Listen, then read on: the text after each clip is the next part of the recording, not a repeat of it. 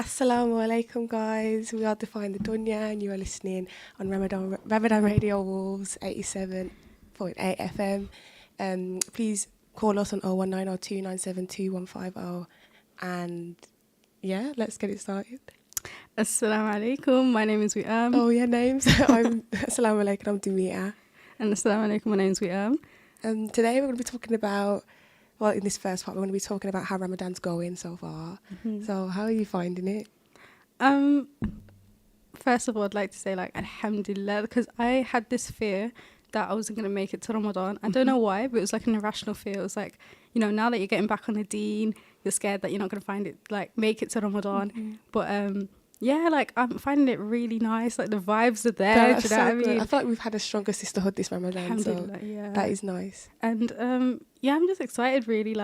I've been praying consistently, waking up for Fajr. I've missed the Tahajjud a few times, but I went to Tarawih prayers as well. How did you find that? Oh, it was so good. Because you went last year, right? Yeah, I went last year for the last 10 days, I think. Yeah, but this time I went the first week, the night coming into Ramadan. Mm-hmm.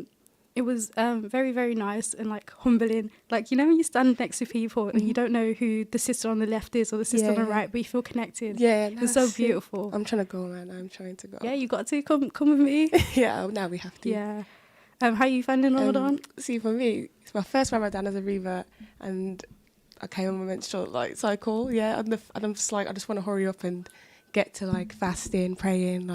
I miss it, but I'm like that anyway. In general, wanting to pray. So I always have that disconnection. But it's the fasting. It's my first Ramadan. And I actually want to do it properly, and it's just frustrating, really. But just wait it out. Yeah, praying. I'll start tomorrow. So yeah. Oh, alhamdulillah. I'm so excited though. But so far, even because obviously I started the day off as fasting on the 23rd. Mm-hmm. So it was just it felt nice, and then. Even though I'm not fasting at the moment, it still feels very good. I feel at ease. I don't feel like I can hear my brain going. I feel so good. Do you know what I mean? It just felt different. I people might think I'm just waffling. Yeah, but it felt so different when I woke up, and even now I just feel at ease. I don't feel so down and sad. So what things are you doing to keep your iman high when you're on your menses? Because basically I didn't know that we could read the English translation of the Quran without doing wudu, and so I've been doing that because I remember our goal was to read the whole Quran, right? And I was like, how am I supposed to do that? Obviously you can read online, but I don't like to how am I supposed to do that if I can't touch it? But I forgot I've got the English translation, so I've been doing that. I've been making sure I'm reading my right amount of pages, and it's actually inspired. I have all my questions, the kind of in the Quran. I need to remember that I can go to that book for guidance instead of asking you for everything. But no, it's fine to ask and read, but the Quran is literally. So I've also been reading the Quran throughout Ramadan, and so me and my friend, we've been reading it 20 pages a day. So we try to finish the whole 30 juz in Ramadan. When you look at the Quran, and it's literally a way of life. It's you're having troubles in your marriages, this is what you got to do. It's talking about that in Juz 2, and everything is explained in detail. There's nothing like Islam. Everything is answered. It's actually crazy. Everything's answered. But that's what I've been doing. So you've been doing dhikhir as well? Yeah, because I got the beads just before Ramadan, so that's kind of been helping me get used to doing it more, because I wasn't doing it as often because I didn't know how to count on my hand. But now I've got the beads, I can do it more. I make a lot of dua, because try and stay close to God. I do not want to feel a disconnection, especially during Ramadan. So there's a lot of things you can do when you're on your menses, so you shouldn't really feel this is for any sisters listening. You shouldn't really feel like you can't do anything. There's also I think journaling is the best thing you can do. Yeah, it is in Ramadan. The best thing you can do. So if you note down your goals for the day, what you want to have for suhoor, iftar, if you've prayed all your 5 times a day, that kind of keeps me in check. So I know, say if I miss a certain prayer on this day, I'm going to make it up, and I'm going to aspire to do more on the next day. So I think if you guys get a Ramadan journal, then it'd be really, really good. And we do have one. We do have one. We'll have to I don't know how to. We have to next time we speak about it, we have to explain what's on it. Because we do have one, so it'd be nice to touch on the topics. It's our own Defying The Dunya Ramadan journal. And we'll have to explain what's on there. So you can find us on social media, and then we can send it to you. But I think journaling is a really big part of Ramadan as well for me. Yeah, and writing it out, like you're getting it out, so you're actually processing it, like what you're saying, your targets, your goals, and when you constantly see it as well written out, you're gonna want to act on it. Do you know what I mean? Like if you see it written, and you're not doing it, you're just like, oh. Whereas I thought if you do it on your phone, it's fine, but you're not gonna want to look at it. You're not gonna go to that app. But if it's written out, you'll see the book and you're like, oh, I need to have I done this. It's a nice goal as well. Do you know what I mean? Feels nice. It actually does. And it feels like an achievement. Yeah. Like, so yeah, that's. I've also this Ramadan I've been so Juz Amma is like the last juz of the Quran, right? So I've been wanting to memorize it. So I'm like a third. Wait, hang on. What's more than a third? Oh, my maths is so bad. Okay, well, let's just say a third for the reason being. But I've memorized a third so far. But what I do is every other day, or like every 3 to 4 days, I pick a surah and then I start memorizing it. Oh. And I feel like it's the best thing for me because now every time I'm in salah, in prayer, I like alternate between the surahs. I don't just use Surah Al-Ikhlas. Like, I mean, you can do. It's fine if you do. That surah holds a lot of value. It's a third of the Quran. So if you say it 3 times, it's as if you get the reward of doing that. All. Yeah. So no, like it's a very good surah to say. But I think for people to feel more connected in prayer, they always ask me like, how do you what's the word? Khushu'. Is that the word?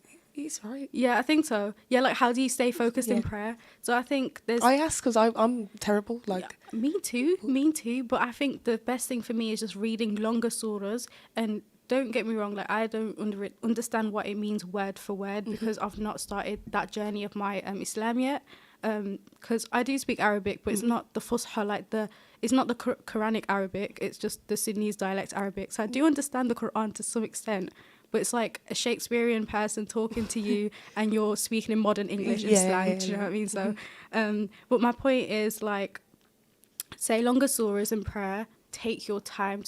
You might not know what you're saying and that's fine because a lot of reverts will not know what they're saying to you. That was like me. Or even born Muslims who don't speak Arabic, but if you just like take in every ayah you're saying and recite it in such a beautiful way and with tajweed and like your heart, to pour your heart out in salah, I think that's the best thing you can do to stay focused in prayer this Ramadan. That is one of my goals though, because I was struggling a lot with like staying focused because I would try so hard and my brain's just, and I'm like, no, come on, focus. But I think learning more, because obviously I do the same too, and it's like maybe if I learn more, but that's what I want to do, learn more, and then I can switch between. I'll be focusing so much about switching between the surahs and making sure I know which one's right, that I won't have time to think about like outside anything things. Else, yeah. So I do agree with that, and I do love reciting. Do you know what I mean? So I love it too. Yeah, but that's my Ramadan goal. That's one of my Ramadan goals. Have you got any more goals? So obviously reading the Quran, learning more surahs, and trying to recite it as well, so that I can like I feel like I'll feel a better connection to the Quran if I can actually recite it than reading English. Do you know what I mean? Obviously, I still feel connected reading English. It's no different, but I feel more at ease as well if I start reciting it because it will help me not listen to music less. Because I just want to keep reciting. Obviously, I haven't listened to it during Ramadan. Like, yeah. I'm trying to stay away from it. Like I'm doing so good, inshallah. But I think that will help me after Ramadan to keep this as a good habit to not listen to music if I'm wanting to recite. Because how am I supposed to recite if I'm backtracking listening to music? They say that you only have space in your heart for one music or Quran. Yeah, so exactly. I feel that like on that point, and as well like I've been finding it because I was listening to music before Ramadan. I fell into bad habits, started listening to music again. We all know it's haram. I think Muslims, we all know it's haram, but like people are in denial sometimes. Like, let's just listen to it's so normalised in society. Yeah. So. It's hard though. I do understand, especially in the society, as you said, we're living in. But there's certain things that I've been doing to like stay away from music. So I've deleted this app that like is a lot of music in it. So I've deleted it. Yeah. What else have I been doing? Listening to nasheeds. Nasheeds are nice. Like they're actually good. But mainly I've just been listening to Quranic recitation because I prefer listening to Quran more than nasheeds in my opinion. Yeah, see, I like both, but I'd have found I was finding reciters. Yeah. Like I did note them down because I had to, by force for Ramadan, I had to have a reciter because I need to listen to it. Because if you don't like it, I'm not going to listen to it. For sure. But I found some good ones, so it's like I'm happy now. Do you know what I mean? So send them through to me. I'll send it to you. But yeah, so that was a goal for me as well, to find a reciter that I can listen to. That does I've got favourite surahs, so I just made sure that I could hear how they recited it to know if I liked it. It's perfect. So that was just like, that's it. I'm so happy. So I'm happy you found a reciter. Yeah, it was just quite good. But like back to music, I was thinking like there's everywhere you go, it's always playing, so it's hard. You go to the gym, I don't want to listen to music. You've got it in the background, like it's hard to avoid, man. Remember, we was out the other day. We was at a place, right, and then he was playing music, and because it was me and a bunch of sisters, and I was just bopping my head, like singing along. And then we clapped, like. It was like, what's going on? I was like, no. It was. They're like, Wiam, do you know what you're doing? I was like, what? And I was like, oh. Yeah, it's so, because it's not intentional. Like, you don't go, oh, I'm going to dance and put it on. It's just too normalised and it's everywhere. Yeah, it is. Even like in cars, like on the way here. And I'm just like, how do I tell the Uber driver, turn that down, please? Maybe I'll make it easier for us all, because like it's something that we all experience. I think though this goes to emphasize that Ramadan is not just about stopping bad habits for 30 days. It's for trying to implement that after Ramadan as well. It is. Which it's easier said than done. That's why I'm not going to say, oh, I'm going to stop straight away, because I don't know how, like, what I'm going to be like. But I think Ramadan's a good way to start getting out of bad habits and just getting into good. And that's my goal, is to at least stop doing something that's wrong, like start becoming better. So I think as well, like, we're all going to fall short of sin, right? So, like, alhamdulillah, the fact that Ramadan is a month, so it happens every year, right? It's like a reset. So, okay, cool. This is what happens. Like, this is the trend. Cool. So, before Ramadan, your iman's very low. Then you need Ramadan. Your heart, your soul craves for Ramadan. Ramadan's here. You're excited. You're going to Raweh prayers. You know, you have that family connection, food. But to be fair, the food isn't the main part about Ramadan. It's just worship, ibadah to Allah subhanahu wa ta'ala. Okay, that happens. And then Ramadan's over and you feel empty, because either you feel empty or you continue your routine that you've actually established during Ramadan. But then, you know, like, between the next Ramadan and the Ramadan that's just happened, it's going to be time. So obviously your iman's going to drop. Yeah. So the point is, you always have that second opportunity. Obviously, we don't know if we will make it to next Ramadan, because that's in the qadr of Allah. Allah's written it for us. If we will, we won't. But don't be discouraged if you haven't maintained your routine during Ramadan, like after Ramadan. Yeah, I thought that's like, it's the idea of being perfect. That's like what I struggle with. I just feel like I can't sin. Like, as soon as I reverted, I tried so hard to make sure I was perfect, and it's like I can't do that because I'm not perfect. But it's a fear. Like, I'm just so scared that if I sin, I've just got all my sins washed away, and now they're piling back on top of each other. Like, I understand, do you know what I mean? that. Yeah, and I think that's the same with Ramadan. Like, if I sin during Ramadan, it's just like, it's Ramadan. Like, it's a hope, but I'm not perfect. How old was you when you reverted to Islam? 18. So if you think about it in this way, do you really think you're going to make 18 years of sin up in the next 10 years? Do you think that's possible? No, I get you. No. Especially if it's a habit that I've known from young. Like, it's not like I was raised with knowing, like, obviously I know what's right and wrong, simple stuff, but like sinning, do you know what I mean? Like some things that are just normalised within like culture and stuff. Like, that is hard. I bet you didn't know like music is a sin in Islam before you was Muslim, because it is normalised. It is. Like, I thought that you could have like certain types of music, do you know what I mean? Like, with different, like, you're not allowed certain instruments, but obviously it's just none at all. So it's just something you do more research with. But I think Ramadan is also a good month for reverts to do research, because I feel like you find Islam, like, I might be saying it because I found it during Ramadan last year, but you find it during this month. It's so beautiful. Do you want to talk about how you found it, found Islam through Ramadan last year? Obviously we was doing our research, because obviously he was a born Muslim that was trying to connect back to Islam, and I was like someone just interested in it, because I literally, one of my biggest fears was losing the disconnection with God. But even before I reverted, because that's what I was having doubts about him, and I was like, I cannot lose God. And then Ramadan, I was like, you know what, it's a holy month, it's a good religion. Like, I have not heard bad things like that. I've heard bad things, but not bad things that I would ever say, nah, I don't like that religion. Do you know what I mean? So I was like, you know what, let me try. And it was so beautiful. I did love it, man. Like, I just researched, like, I feel like you find more when researching during Ramadan. I don't know why, but I feel like I found a lot more during Ramadan than I do after, or like in general, like now. So yeah, it's just, I think it's good, man. It's a nice month. You feel closer to Allah subhanahu wa ta'ala. You really do. Like, sometimes I'll speak, because obviously I feel like he can hear my thoughts in it. So sometimes if I'm like with other people, I'll just speak to him like in my head, you know what I mean? And then I clock and I'm like, oh, should I be doing that? Am I crazy? Am I showing signs of craziness? You're not showing signs of craziness. It's good that you feel connected to Allah subhanahu wa ta'ala through your mind. Like, that's a good way to feel like that. This Ramadan for me, I think one of my main goals as well is that like I want to start wearing hijab. Okay, so I want to start wearing hijab. I've struggled with it like a long time. Obviously, I wear hijab here for the purpose of wanting all my videos on social media to have hijab on. But I've been going out in hijab and dressing more modesty, and I feel good. That is good. I feel really, really good. You know, I get you, because at first, remember how I was scared to like walk around Wolverhampton with like a abaya on? Yeah. Now, and then I had to walk here with the abaya on, and I was like, and I clocked halfway on my journey here that I had an abaya on, and I was like, I'm wearing a abaya in Wolverhampton, like what? Because But I it's was not scared. that deep. It isn't. Yeah. It isn't. But I wore one in the train station. I was so scared. I was looking around. I was like, people are going to look at me. They know me as someone that didn't used to wear these type of clothing. Like it puts a big label on me and shows everyone, look, guys, I'm not who I am now. I'm Muslim now. But why should I be scared of that? Like, be proud. Do you know what I mean? Be prideful that people look at you and they now know that you're Muslim. That's my fear. Do you know what I mean? It's like they say you're wearing a Quran verse on you, like, because hijab obviously is mentioned in the Quran. So it's like you're wearing that on you, which is beautiful. So I saw a quote on social media that said something about how, like, would you rather be beautiful in the standards of a magazine than in comparison to how your Lord sees you because you're obeying him? So obviously during Ramadan there's a lot of sisters who just start wearing hijab for the month. I don't know, inshallah, may Allah make it easier for me to keep it on after Ramadan. And the others as well that are struggling, like, going through the same thing as you. Yeah, because there's so many that are going through it, and you shouldn't feel discouraged because you're just wearing it for Ramadan or whatever they say. Because it's still a big step. Like you going somewhere, you got to take it. You can't just jump straight into it and then it be all right. You know what I mean? You're gonna go through struggles. It's not possible to jump straight into it. Yeah.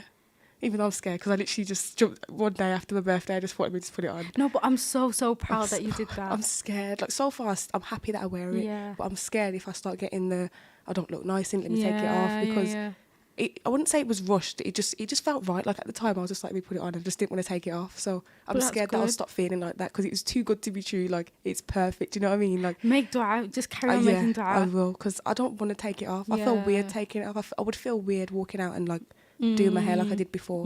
So I'm just scared that I'll backtrack. You know, you should also make dua that Allah keeps you away from evil eye. Allah keeps you away from evil eye, because evil eye is a big thing.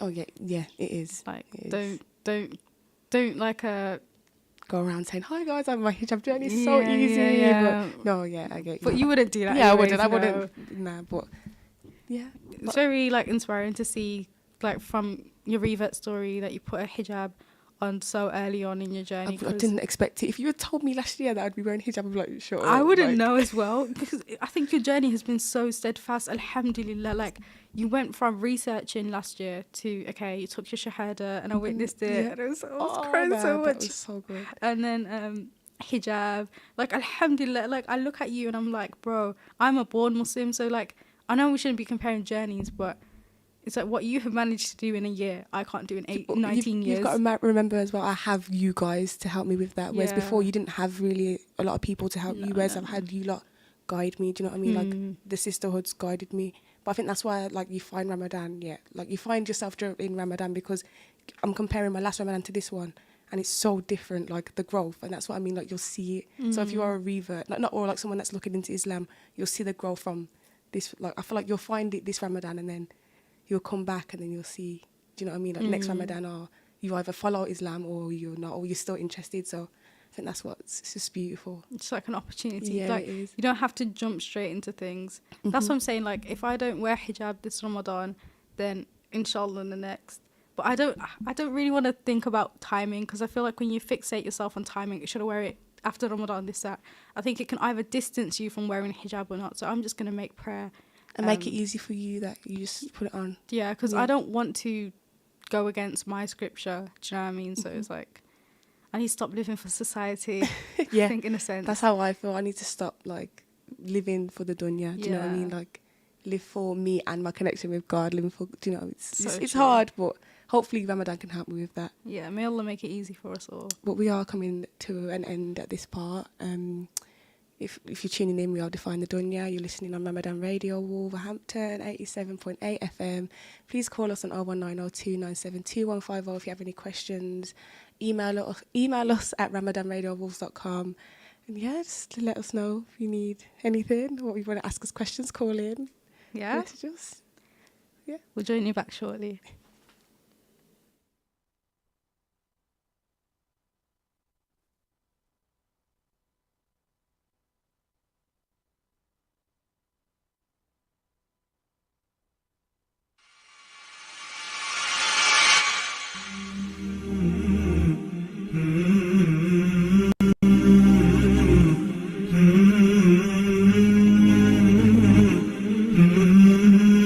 Are you replacing windows in your home? Here at AK Windows, with over 30 years experience manufacturing and installation, we can provide you with premium and affordable UPVC, aluminium windows and doors, roof lanterns, composite and bifolding doors. We offer a free quotation on all work with our selected range of windows in grey, white and much more. We can also repair window and door locks with glass repairs too. We also supply to the trade. Call today for a free quote on 01902 421 500. AK Windows.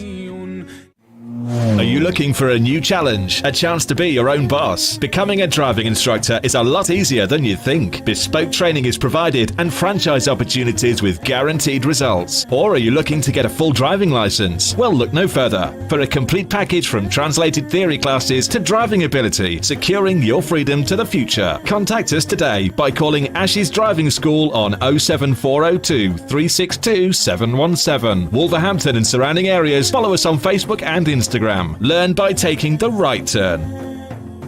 Mubi Bass Electronics, specialist in car audio and home entertainment. Suppliers of leading brands, Samsung, Sony, and Panasonic. We supply and fit all car audio systems, top brands, Kenwood, Bose, and we're an authorized supplier of Vibe product. Visit our store online at mubibass.co.uk and order today for next day delivery. Mubi Bass Electronics are proud sponsors of Wolverhampton Wanderers FC. Call us today for a free quote on 01902 754 546 and quote Ramadan 20 for 10% off. Follow us on Instagram and Facebook at Mubi Bass Electronics, specialist in car audio and home entertainment.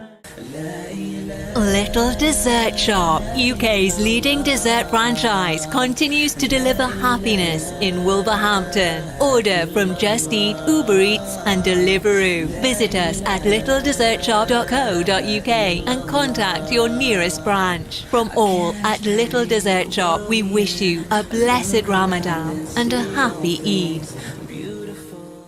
Ready for a new career? Ready to be an engineer? Get ready, get set, get training. Become a qualified domestic gas or electrical engineer with the potential to earn up to 45k by enrolling onto one of our bespoke, accredited, industry-recognised training courses at our purpose-built training centre in Wolverhampton. For more information, visit our website gettraining.com or contact us on 01902 583 941. It's mega deal time right now at Salsa Grill. Any size pizza, a buy one, get one free, with free medium fries. Any curries with 4 roti, just $6.99. Any single burger meal, just $3.50. Masala fish with fries or a naan, only $4.50. It's all here and much more at Salsa Grill, 27 Broad Street, Wolverhampton. Order on Wolverhampton 312 314 or online through Just Eat, Uber Eats or by searching Salsa Grill Wolverhampton.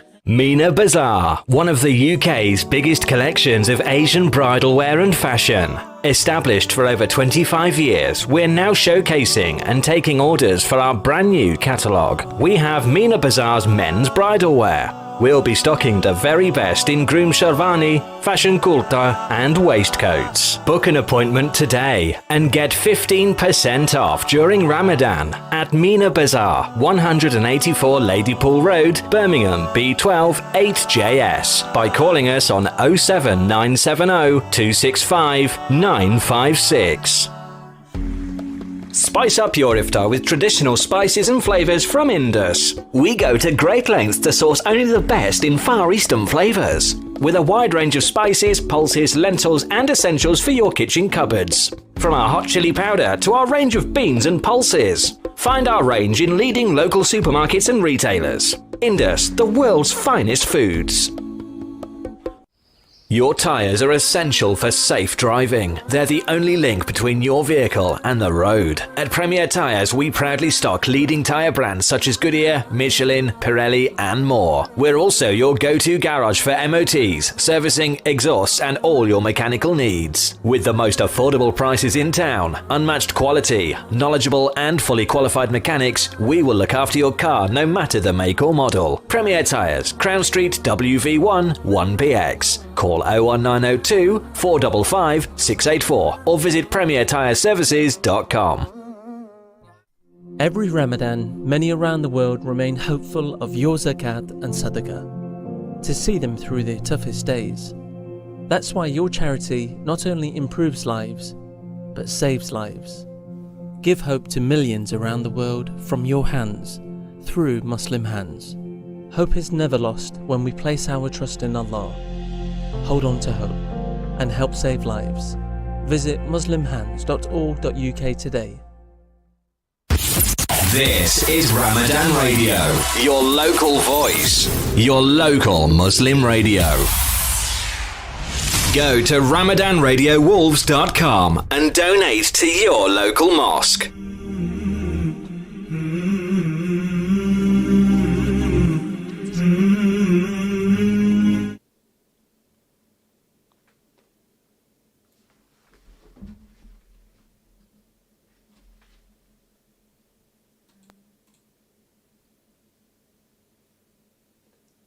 Okay, well, assalamu alaikum, guys. We're back with the Defying The Dunya.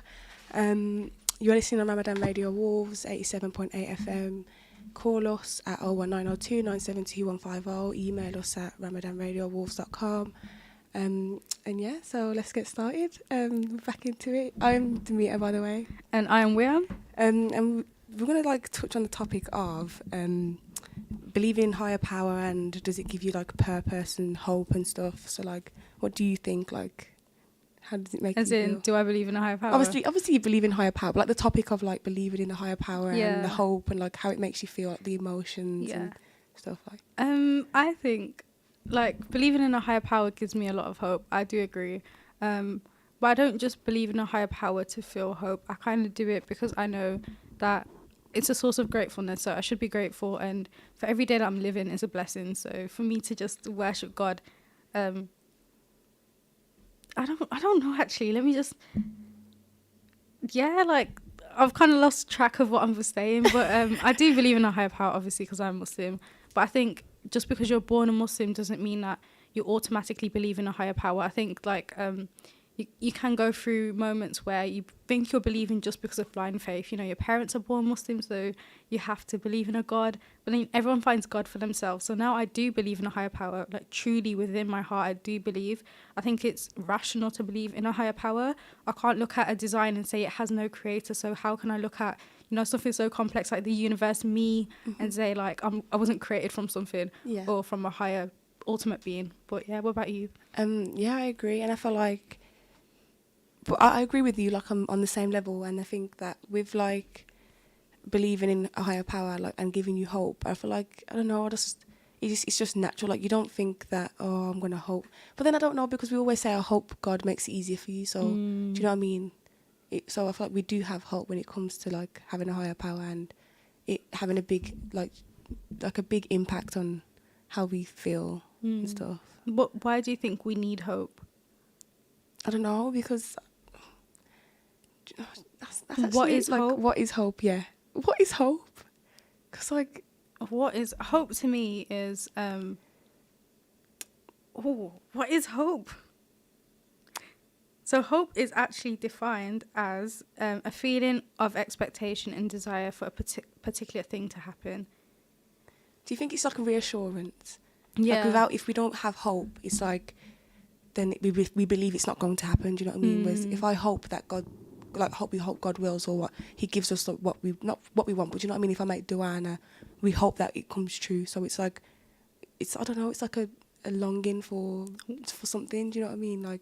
That is so sick. It is a longing. It's a longing. Yeah. And I feel that will always. I feel you get that with any religion, really, because whatever you believe in, you hope in that. It provides I'm saying it whatever you pray, it provides what you want, really, or provides something for you, better for you, a better lifestyle. You hope for a better lifestyle. If you're going through bad things, there's always hope. If you're going through something good, you hope it stays. So it's I think hope's always there, and I think it's probably higher. Not higher, it's not a thing that gets higher like Iman, but it's probably something that's stronger when you believe in something. When you have a faith to believe in, you probably hope a lot more, because you have something that you really believe in. That it's kind of hope's no, I know it's going to happen. Because you won't hope for something knowing that it's not going to happen. Do you know what I mean? It kind of links into tawakkul, having trust in God's plan. I just started singing some songs in my head. But yeah. So that's like what hope is. It's believing in God's plan, that he has willed for whatever to happen, and he's done it for the benefit of you. Like, there's a lot of people that might pray and ask for, you know, I want X, Y, Z to happen in my life, but A, B, C happens. Now you're hurt. No, don't be hurt, because you know that Allah subhanahu wa ta'ala has willed it for you to happen in that way, and it's even better for you. You might not know it's better for you in that moment, but I promise you, you will realize after. So that's what hope really is. It's trusting God's plan. And it's hoping for the right things, because I could ask God for something and be like, like, I want this, and then not get it and be upset. But whenever I ask God, I've got to remember I've got to hope for the best, like hope for whatever I get, that's the right thing. Like, if I don't get the right thing, then I'm grateful. Like, I hope that I get the right, like, I'm hoping that I get the wrong thing, like, if it's not meant for me. But if it's right for me, then get the right, do you know what I mean? That reminds me of Salatul Istikhara, which is a prayer that you pray when you want something.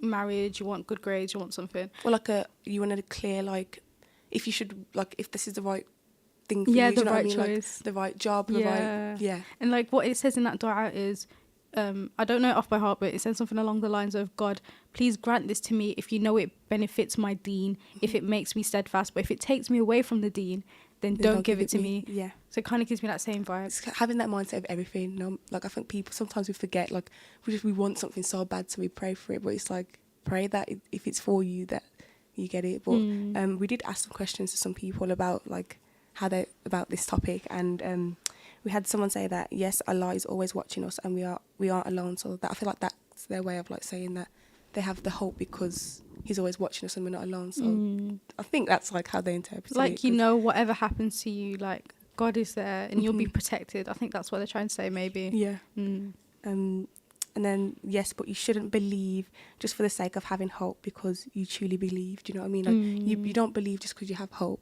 Which I like that, because you just believe into believe because you believe, not because it gives you hope. Yeah, it's a source of hope. Yeah, hope's like and you got to remember, hope's kind of like a feeling, a dunya feeling. Do you know what I mean? It's not like it's like any emotion, really. Do you know what I mean? It's That not is like so true. it's because you wouldn't need hope in the hereafter, because hope is just, as you said, it's longing for something good, and good will always be the standard in the hereafter. So I do kind of get that. I think like they were trying to say, like, believe because you truly believe in God. And hope is something, a benefit that comes with on the side of it. Do you know what I mean? Like, side of it. Someone also said, so the question that was asked was, does believing in a higher power give you hope? So 2 people have responded with yes, which is true. I think it does give you hope. Someone said, believing in God gives you more hope that everything is according to his plan. And we've literally just said that, like, it is. Having trust in God's plan is called tawakkul in Islam. So trust in... Can I explain what that is for reverts? So tawakkul means trust in God's plan. So I think part of life is having tawakkul, that it's a quality in you. And then there's something like taqwa. So taqwa means God consciousness, and someone responded knowing that God's always there, right? So that's taqwa. You're God conscious. You know that God is always there. He's always protecting you. And tawakkul is trusting God's plan. So to have taqwa and tawakkul, they work amazing, like, together.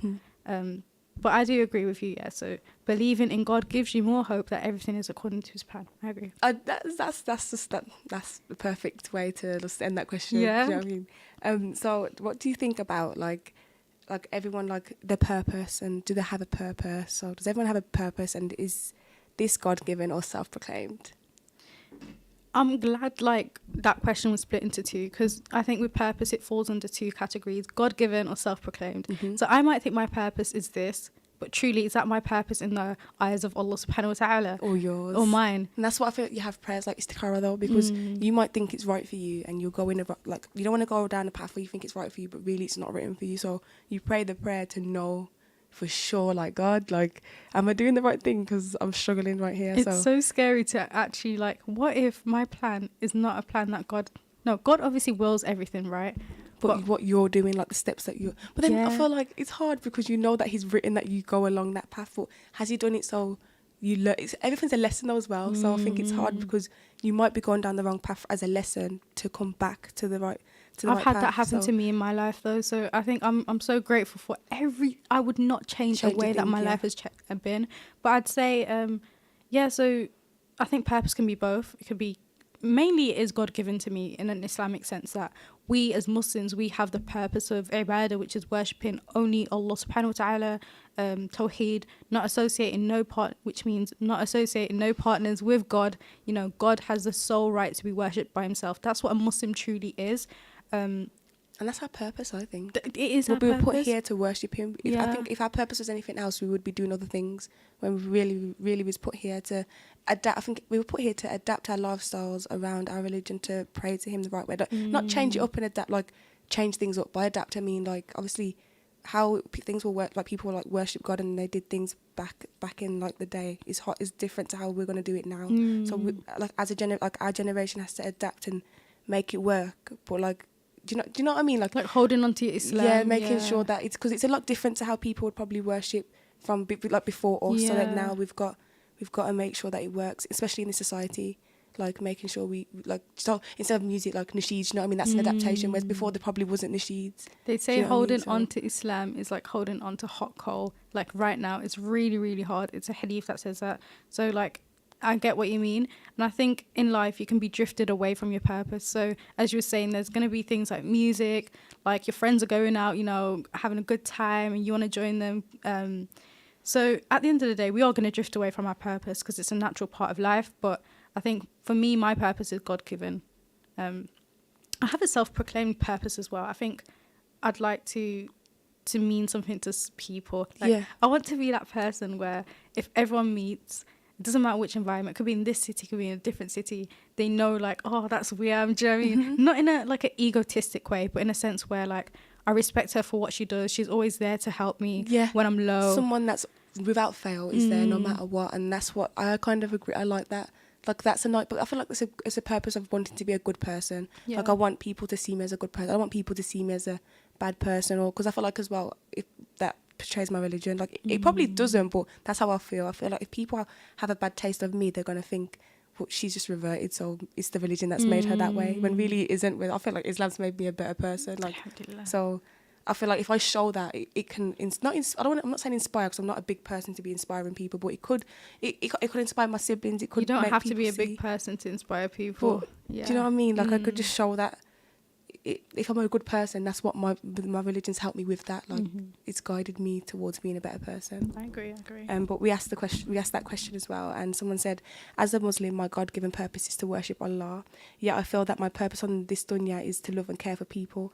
It is to accompany anyone at their lowest of times, to lend a helping hand. It's good to establish both types of purpose, one which is God-given and the other which is self-proclaimed, which I kind of feel like we kind of understand that and get that. And I like that response. That response is like... That's a good response. It's a good response. But yeah, I agree. Like, it is God-given, and there is one that's God-given and there's one that is self-proclaimed. But it's kind of like, when you seek guidance, you kind of see which ones...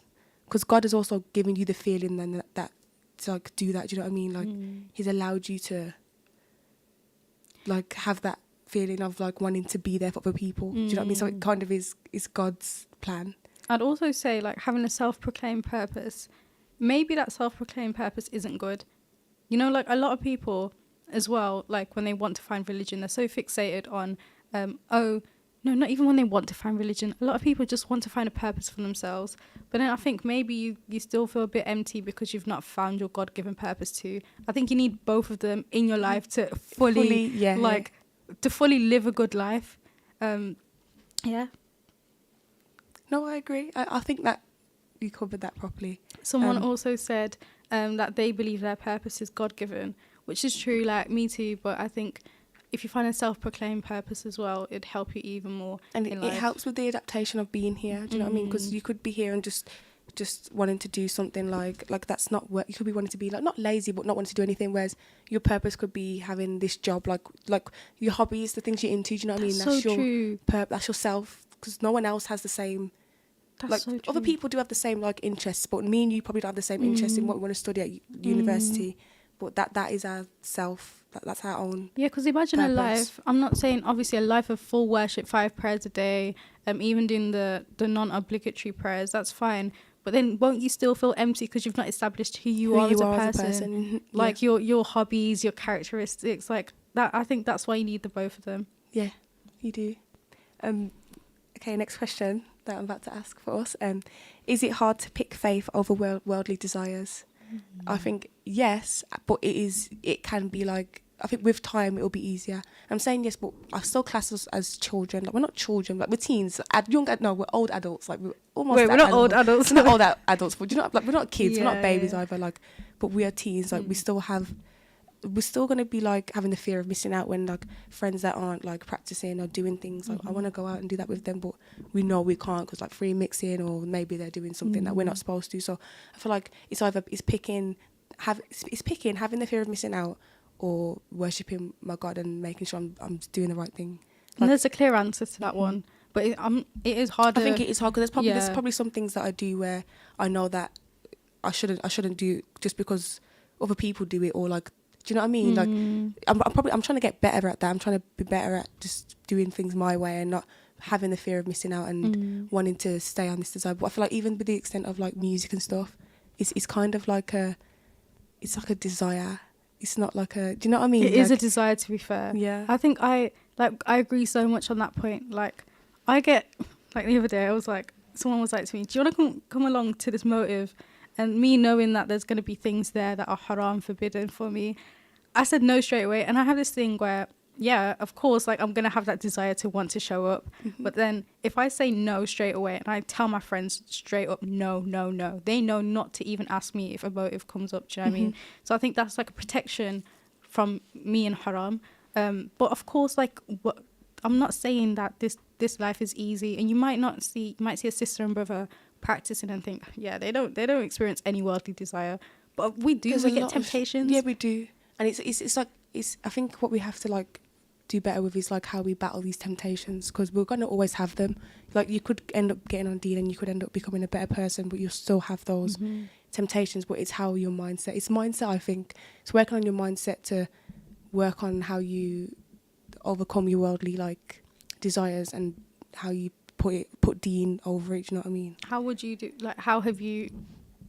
You know what, faking it till I make it. I'm forcing myself to not want to do the things that I'll do before, because like removing myself out of the situation. Do you know what I mean? Like, I'll just go, even though like I probably will miss it and I'm not ready. Like, I probably rushed it a bit, but I'd rather rush it and just not be there than be there and be like, oh no, I'll stop when I'm ready. Because what if I'm not ready, or like what if I'm never ready? Ready is a myth. You will never be ready to do anything. You're not going to be ready to wear hijab. You're not going to be ready to stop going to motives, stop doing X, Y, Z. So that's why I feel like I've stopped, because I feel like I would have probably still been going to motives now if I didn't just stop and just like take a step back. Yeah, you know what I mean? Assess the situation. Yeah, and because I took that step back, I don't get invited to motives anymore, which is good. Like, I'm not saying I wish to get invited, but because I don't have that, I don't have to. That's a worldly desire that I've kind of just, it's gone now. Do you know what I mean? Like, it's just. I agree, and I think you've got to be willing to sacrifice some sense of desire or happiness in this dunya, because we can all fulfill our desires here, but we're going to go against Allah subhanahu wa ta'ala. And if that's going to put my akhirah, my hereafter, my place in paradise at risk, I'm okay. I actually don't want it. I don't want it here. I don't want it here. I don't want it. But yeah, people actually answered that question, and someone said, but you must not give in to not fall into sin. Pleasing Allah is better than anything else. And that is literally it. That's what I feel like. If you have that as a reminder, you kind of don't fall into your worldly desires. It's like, why am I doing this? What's the purpose? That's again with purpose. Like, what is the purpose of me doing this sin, or what is the purpose of me doing what I'm about to do right now? Think of the action and think of, does it benefit me? How does it help me? And do you know what I mean? Like, so the greater picture almost. Yeah. Someone also said, I feel like a lot of people tend to feed their worldly desire because they have the fear of missing out. FOMO, that's me. Yeah. That was not me. I'm not saying that's me now, but that's how I felt. Like, all my friends are doing it. I want to be there. Like, and because I've had a taste of what it's like before, I know that it would probably be fun, but it's fun for the time being and for now. But what is the purpose of it? How does it benefit me? Is it helping me in this life? Is it helping me grow closer to Islam? Is it helping me get what I need? Do you know what I mean? No, it's a nice sensation for now. It's a fun sensation, but how long does it last? Do you know what I mean? I'm going to want to keep doing it over and over again to have that feeling of like wanting to be happy, and like, so that's what I mean. Do you know what I mean? Like, it's hard. You've got to like think of stuff like this before you like stop doing it. But when you think about it more, you realise I don't need to be there. Like, there's no point. Even if you're hurting inside, there's no point. Like, it'll all be worth it. I'd say, like, you know, with the fear of missing out, obviously it's going to be too late for people listening now, especially when you're 19, 20, 21. Like, you probably have fell into worldly temptation. But I'd say, like, it's like a chocolate cake. You love chocolate so much, but you know if you take a bite of that chocolate cake, you're going to end up eating the whole cake. So my analogy is basically trying to say, like, stay away from it in general. And that's what I've adapted in my life. So I've not really fed my worldly desires too much. And that's because I know, like, if I even get close to it, You're not going to want to leave it. I'm not going to leave it. I'm not going to leave it at all. So I'd rather just stay away. With zina, like in the Quran it says وَلَا تَقْرَبُوا zina, which means don't even get close to it. So in that sense, I think if you just stay far away from it, you're protected at all times. Yeah, you are. Even if you want to be there, you could be itching to go, but just try. And then I think that, like, with anything, like we're saying go, but it doesn't even have to be a motive. It could be like with something silly, like with anything that's like something I'm not supposed to do, like just try and hold back and just think, what does it provide for me? Like, that's something that we're gonna do. Like, we haven't patterned that yet, but it's something that's something we need to listen to this and be like, yeah, we need to do this. You know what I mean? But yeah, someone else said, sometimes, especially if you surrounded yourself with non-believers, I feel like she's like saying that if you're around non-believers, you're gonna want to fall into the worldly desires and the stuff that they're doing, because they don't understand what you're living for and what your goal is. Do you know what I mean? So I feel like when you surround yourself with the right people, you have the same goal. You want to go to heaven. You want to worship. You want to have a relationship with God. So you can kind of push each other to do that. Whereas when you're with other people that's not their goal, they don't have to care about it. So they can do whatever they want. So that's their mindset. But then I think if you're with them, you'll fall into that mindset, because I feel like you are who the people that you're around. Like, if I'm with a bad person, people are going to think she's like her. Even though I could be the best person in the world, but I feel like when people see me with, like don't judge a book by its cover, but people could see us together and know, oh, Wiam's nice, so I'm assuming she's nice, because Wiam wouldn't be friends with someone that's a horrible person. So it's like that. Do you know what I mean? I agree. Like, the people you surround yourself around, what is it? Birds of the same feather flock together. Yeah, that is, like, I agree with that point so much. I asked the same question and someone responded with, yep, so they do think it is hard to pick faith over worldly desire. And to be fair, the question wasn't asking, we didn't ask this question, we didn't put it out in the sense where it's like someone's going to say no. Of course, like, it's human, it's a human feeling to want to indulge into worldly desire. But it's almost as if, like, we're trying to really understand if you guys are living a life for the dunya, for the world, or you're living a life for the hereafter. And to be fair, there's a middle ground too. You're living a life for both. And I feel like right now, in where I am spiritually, I feel like I've not gotten to that other end of living a life solely for Allah subhanahu wa ta'ala. It's not like I intentionally do it, but I fall into sin, and like anyone does. We all do. Yeah. But I just think maybe this Ramadan will drift me more towards living my life 100% for Allah subhanahu wa ta'ala. It's having the right mindset, I think. Literally just setting the right mindset to be in, just to be like thinking, like, I think it's hard because our mindsets are set with, like, as we growing up, like, you do this, you go out, you turn 18 here, and what's the first thing you think to do? I'm 18, I want to go hit the club. Yeah. I'm 18, I want to go, like, do you know what I mean? No one thinks, oh, you're 18, you can, like, drive, start drive. Like, no, we do, but do you know what I mean? Mostly people are just gassed that they can get their ID so they can go. Yeah. But, like, do you know, like, that's why I think it's hard with society and like with worldly desires in society, like, and where you grow up, because it's kind of like a habit. You're born into it. It's not like if I was born and all I could hear was, like, you worship God, you live your life for God. Like, that's what my goal would be, but my goal wasn't that. Do you think being born into a, like, say if you was born in a different country, a predominantly Muslim-based society, it would be easier for you not to indulge in worldly desires? I think it would probably be a bit similar, because you probably see it on, like, social media, other people doing stuff, and you're like, I want to go to that country so I can do that. But I think it'd be, when you're surrounded by people that are doing the same thing as you, you're going to want to do that, because you'll be the odd one out if you're do you know what I mean? Like, not the odd one out, but you'd be weird. What, like, you're not influenced by anything around you. Yeah, like, what is there around me that makes me want to be like this? So, but I also think as well, if you were to send me to a desert island, I will still have worldly desires. Yeah, no matter where we are, we'll always have them. But I think I feel like it's different when you've probably found Islam, right, and then you've moved somewhere that's predominantly, like, teaching you, and, like, it's what you're learning. Whereas when you're growing up, like, it's a bit different. Do you know what I mean? Like, you haven't found, like, you find it because you're learning, but you have to find it first, and then you'll know what's right and wrong and what you want to live by. I think there's so much beauty being on the, when I say wrong path, I mean like not knowing who you are, what your purpose is, to finding a purpose for yourself. And I think me and Demeter, we've both found our purpose in Islam.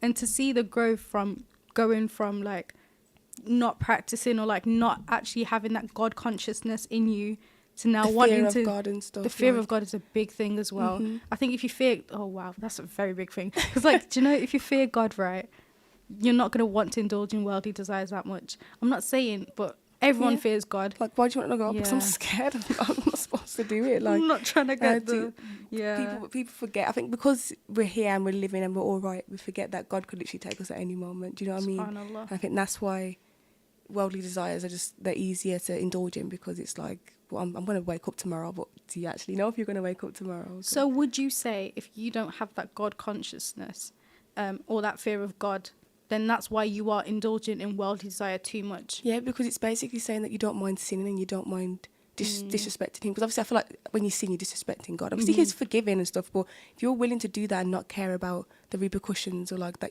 or to repent, then you really don't care about going. You really don't care about going. Do you know what I mean? Like, you have to care.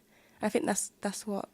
Like when you say like, if you don't repent or you don't feel bad for sinning, then you're too far gone. That is the truth, because if you don't feel bad for doing something wrong, then like what guilt is is such a beautiful feeling to have, because if you feel guilt, you know that you've wronged yourself morally, and it doesn't matter. You don't have to be Muslim. It can be any other religion. If you have that guilt, yes, I have transgressed against the boundaries. I've committed a sin. If you don't have that guilt, what's going to take you back to God? Literally. Imagine not having that guilt. There's no fear of him taking. There's no fear of the person you're worshipping, and it's just like, it's hard. But I'd also say like, don't feel too like do not feel like you are a lost cause if you don't have guilt after committing sin, because I think that just shows that you're spiritually, like your faith, your iman means faith, is just a bit low at that time. There's a lot of things you can do to get your iman higher. Surround yourself with good people and recite Quran more, understand the Quran. That's why I say when you come to learn a religion, any religion, you got to look at its scripture. You got to see, does this align with my values, with this, that. So I think don't feel too far gone. It's okay if you don't feel guilt, but definitely take that as a sign to get closer to the deen. I think God also puts you on that path so that maybe something will happen within that time, and it could like shock you, or like, not shock you, but like it could not scare you back into religion, but it could be like an eye opener. Like, I need to do better. I need to come back to God. Like, so I think don't feel bad for not being so like. Not everyone's perfect, and not everyone's got a strong iman. Everyone's iman goes up and down, but I think God does that on purpose. Do you know what I mean? So that He can. Because when you have a low iman, I feel like you kind of want to make it higher. Especially when you have having a taste of a high iman, you want to keep it high. That was like me. I always want a high iman, and then you get the low, and you're like, please just make my iman high. Like, I hate feeling like this. And once you have a taste of that, like a taste of wanting to be good, like feel good, then you kind of just stay on a path of just worshipping God. Do you know what I mean? You don't want to live your life with low iman. Yeah, you don't.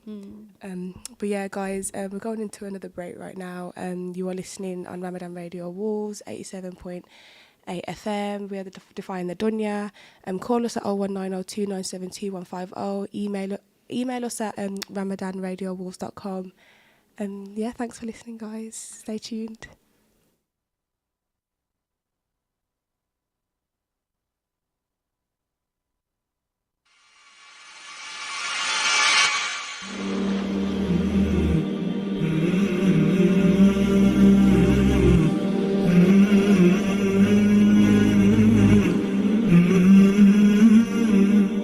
The death of a loved one is a very emotional and challenging time for the family members of the deceased. Al Mu'min Funeral Services have been supporting families across the UK since 2005. Their professional, experienced and quality service ensures the whole process from release from hospital to burial is taken care of respectfully and efficiently. They also specialise in worldwide repatriations, assisting to take loved ones to Pakistan, India, Bangladesh, Iraq or anywhere worldwide. almu'minfunerals.co.uk, your trusted funeral service. Do you have a family member that's passed away and you would like someone to assist you in legal advice? Kenneth Jones Solicitors has been providing legal services for businesses and individuals since 1986. We specialise in probate, Islamic wills and family law. We also offer services in conveyancing, immigration and personal injury. Contact us today on 01902 745 773 or visit us on our website at kenneth-jones.co.uk. Betsy's Burgers taste flippin' awesome. Betsy's world-famous burgers are coming soon to Wolverhampton and Wednesfield. Prepare for sizzling hot smash burgers, bubbling mac and cheese, and sensational sides. Betsy's is home to undefeated, crispy on the outside and fluffy on the inside fries. Dunk your Betsy's burger in a lava-hot melted cheese and get a load of our loaded fries and mouth-watering cheese-filled onion rings. The king is dead. Long live the queen. Betsy's Burgers, coming flippin' soon. Eurofit Auto Centres, the West Midlands' leading independent auto centre, celebrating 18 years of service. All services, MOT and repairs, with a free collection and drop-off service within Wolverhampton. Book online today at eurofitautocentres.co.uk or call us on 01902 40 40 45 and we'll direct you to your nearest branch. The experts making vehicle repairs simple. Are you in receipt of benefits and looking for cavity wall or underfloor insulation? Did you know, with Northern Gas Heating, you could get a free boiler with the insulation measure of your choice? Call 0800 083 1000 or go to northerngasheating.com to see if you're eligible. It's a quick and easy assessment. Northern Gas Heating, celebrating over 20 years in the industry. We're proud to be the UK's local central heating company. Feeling peckish? Treat your taste buds with a range of delicious snacks and flavours of the Far East from Indus. Why not try our range of roasted nuts, dried fruit, Bombay mix and flavoured snacks? Indus by AIB Foods. Available in your local supermarkets and varied retailers. Indus, the world's finest foods. Khan Builders offer a full range of building services, from major rebuilds to small projects, home improvements, kitchen fitting, plastering, bathroom fitting, extensions and much more. We pride ourselves on providing a professional, caring and high quality service and always meet our customers' needs. Contact Khan Builders today on 07813 950 265 for a free quotation from Khan Builders. Pack Continental, your local best halal supermarket in Wolverhampton. Established for over 20 years, we pride ourselves on our fresh vegetables and fresh fruit. We have a variety of spices and lentils. We're also an award-winning Halal Butcher of the Year for 2 consecutive years. We supply excellent quality meat and poultry delivered fresh daily to our store. Visit us today at 1-3 Hunter Street, Wolverhampton, WV6 0QZ, or call 01902 717 792. Open 9am till 8pm Monday to Saturday and 10am till 6pm on Sundays. Do you need planning permission and don't know where to start? Whether you're planning on extending your family home or building a new one, Footprint Design Architects are here for you. With a broad range of experience in residential, commercial and industrial architecture, we pride ourselves in offering a unique, tailored service for all our clients. For more information, visit our website www.footprintdesign.net or contact us at info@footprintdesign.net. Ramadan's blessed days are the perfect opportunity to reach out to suffering families in the Ummah with our charity. You can do so by donating to one of Ummah Welfare Trust's many projects which are helping our brothers and sisters in Africa, Asia and the Middle East. In these difficult days, charity is one of the best ways to earn Allah's pleasure and protection. To give yours, call 0800 4 0800 11 or visit uwt.org. This is Ramadan Radio, your local voice, your local Muslim radio. Go to RamadanRadioWolves.com and donate to your local mosque.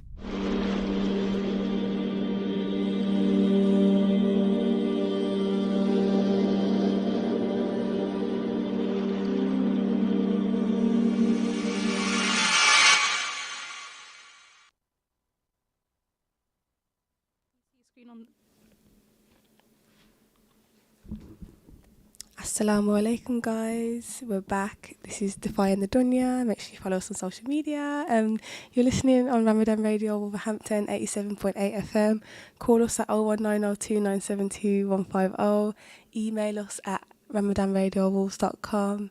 And at this part, we're going to be speaking about... I'm Demeter, by the way. And I'm Wiam. But we're going to be talking about coming back to Deen, and like how it's not late, like for like during the Ramadan and stuff, and like how we like why Islam, like why I chose Islam, why Wiam decided to stay like within her religion because she was born Muslim. So yeah, back on Deen.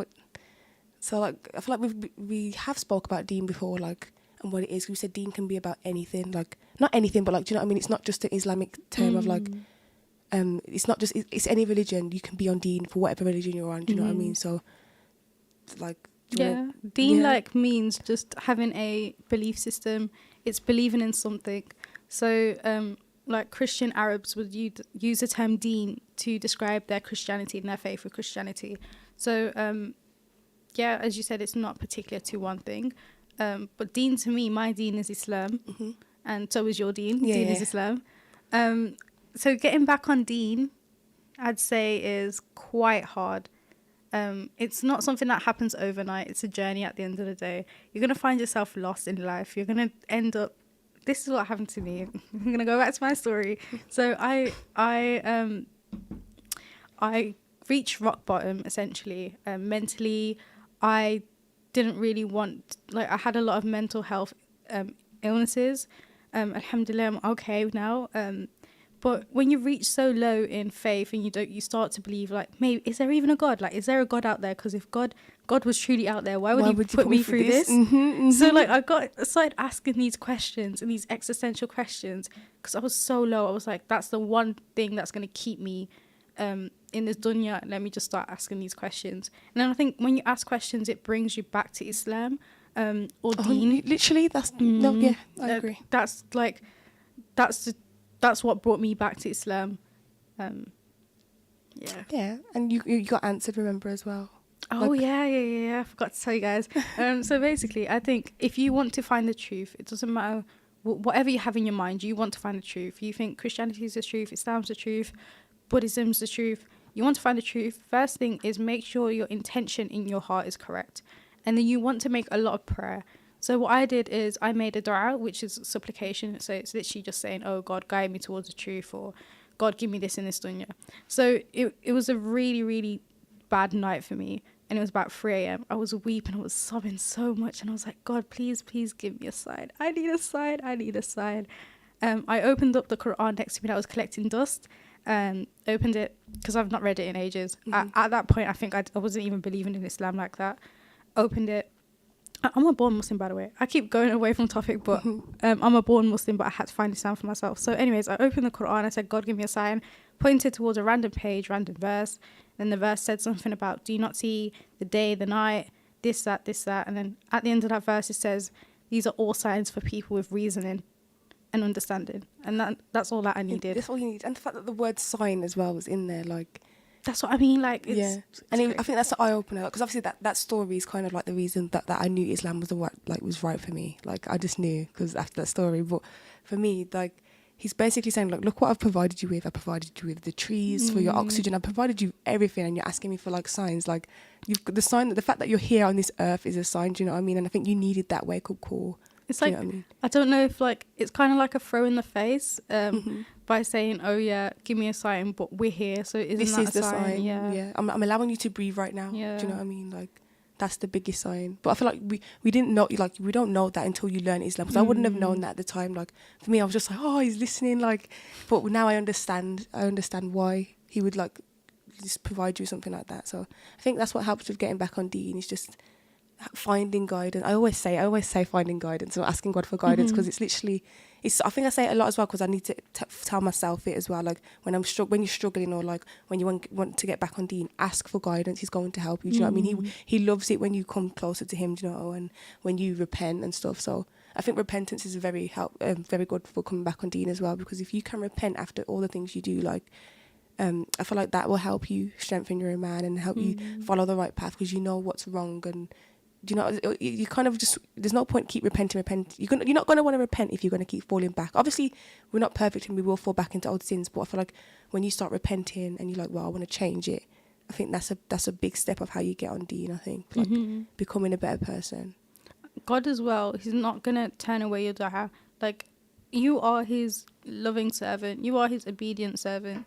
God is not going to not want to give you good in this life as well. So that's why repentance, if he's willing to wipe away anyone's slate clean, you don't even have to be a revert. A Muslim as well, born Muslim, doesn't matter.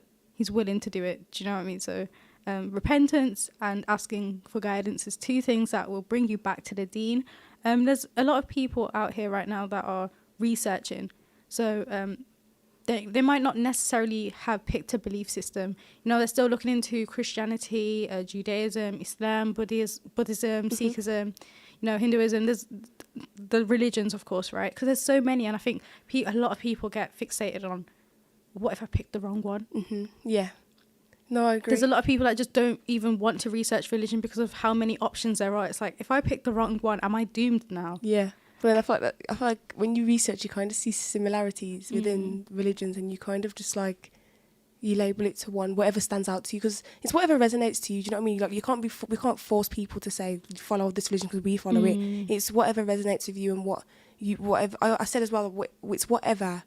Like we did a podcast and I said, like, it's whatever makes you a good person, because we were saying, as long as the religion makes you follow good things, as long as it's not telling you to murder people, then follow it. If it's helping you be better and it's helping you provide, like, you're not horrible. Do you know what I mean? Because that's what Islam promotes. It promotes being kind. You're supposed to be kind to your partner, you're supposed to be kind to your family. So I think if you're doing that anyway, obviously you might not be following the religion, but it's a good reward. Do you know what I mean? And you might not have just it's just what resonated with you. It gives you objective morality, like you were saying. So like the guidelines of what makes a good person, what is good and what is bad. But I think for me, the way I've chosen Islam, like, why not another religion? You might think, you know, why not Christianity? Why not Judaism? Well, with Islam, it did resonate the most with me. But I just love I'm in love with the concept of and the truth about having to worship one entity only. That this entity doesn't take forms, that this entity has no right to be worshipped or associated with different partners. Because at the end of the day, I think a God who has created the universe, who has created all these complex things, there must only be one all-powerful. Because if you have two all-powerful beings, then that's kind of like a contradiction. Like, you're all-powerful, A is all-powerful and B is all-powerful. They can't be all-powerful at the same time. It doesn't work like that. So Islam is like the strict monotheistic religion, is what I like about Islam. But then at the end of the day, it is because I asked for a sign, and then my sign was is both of them, right? Like, I'm using rationality and reasoning, but I'm also asking for a sign. That's why I picked Islam. But what about you?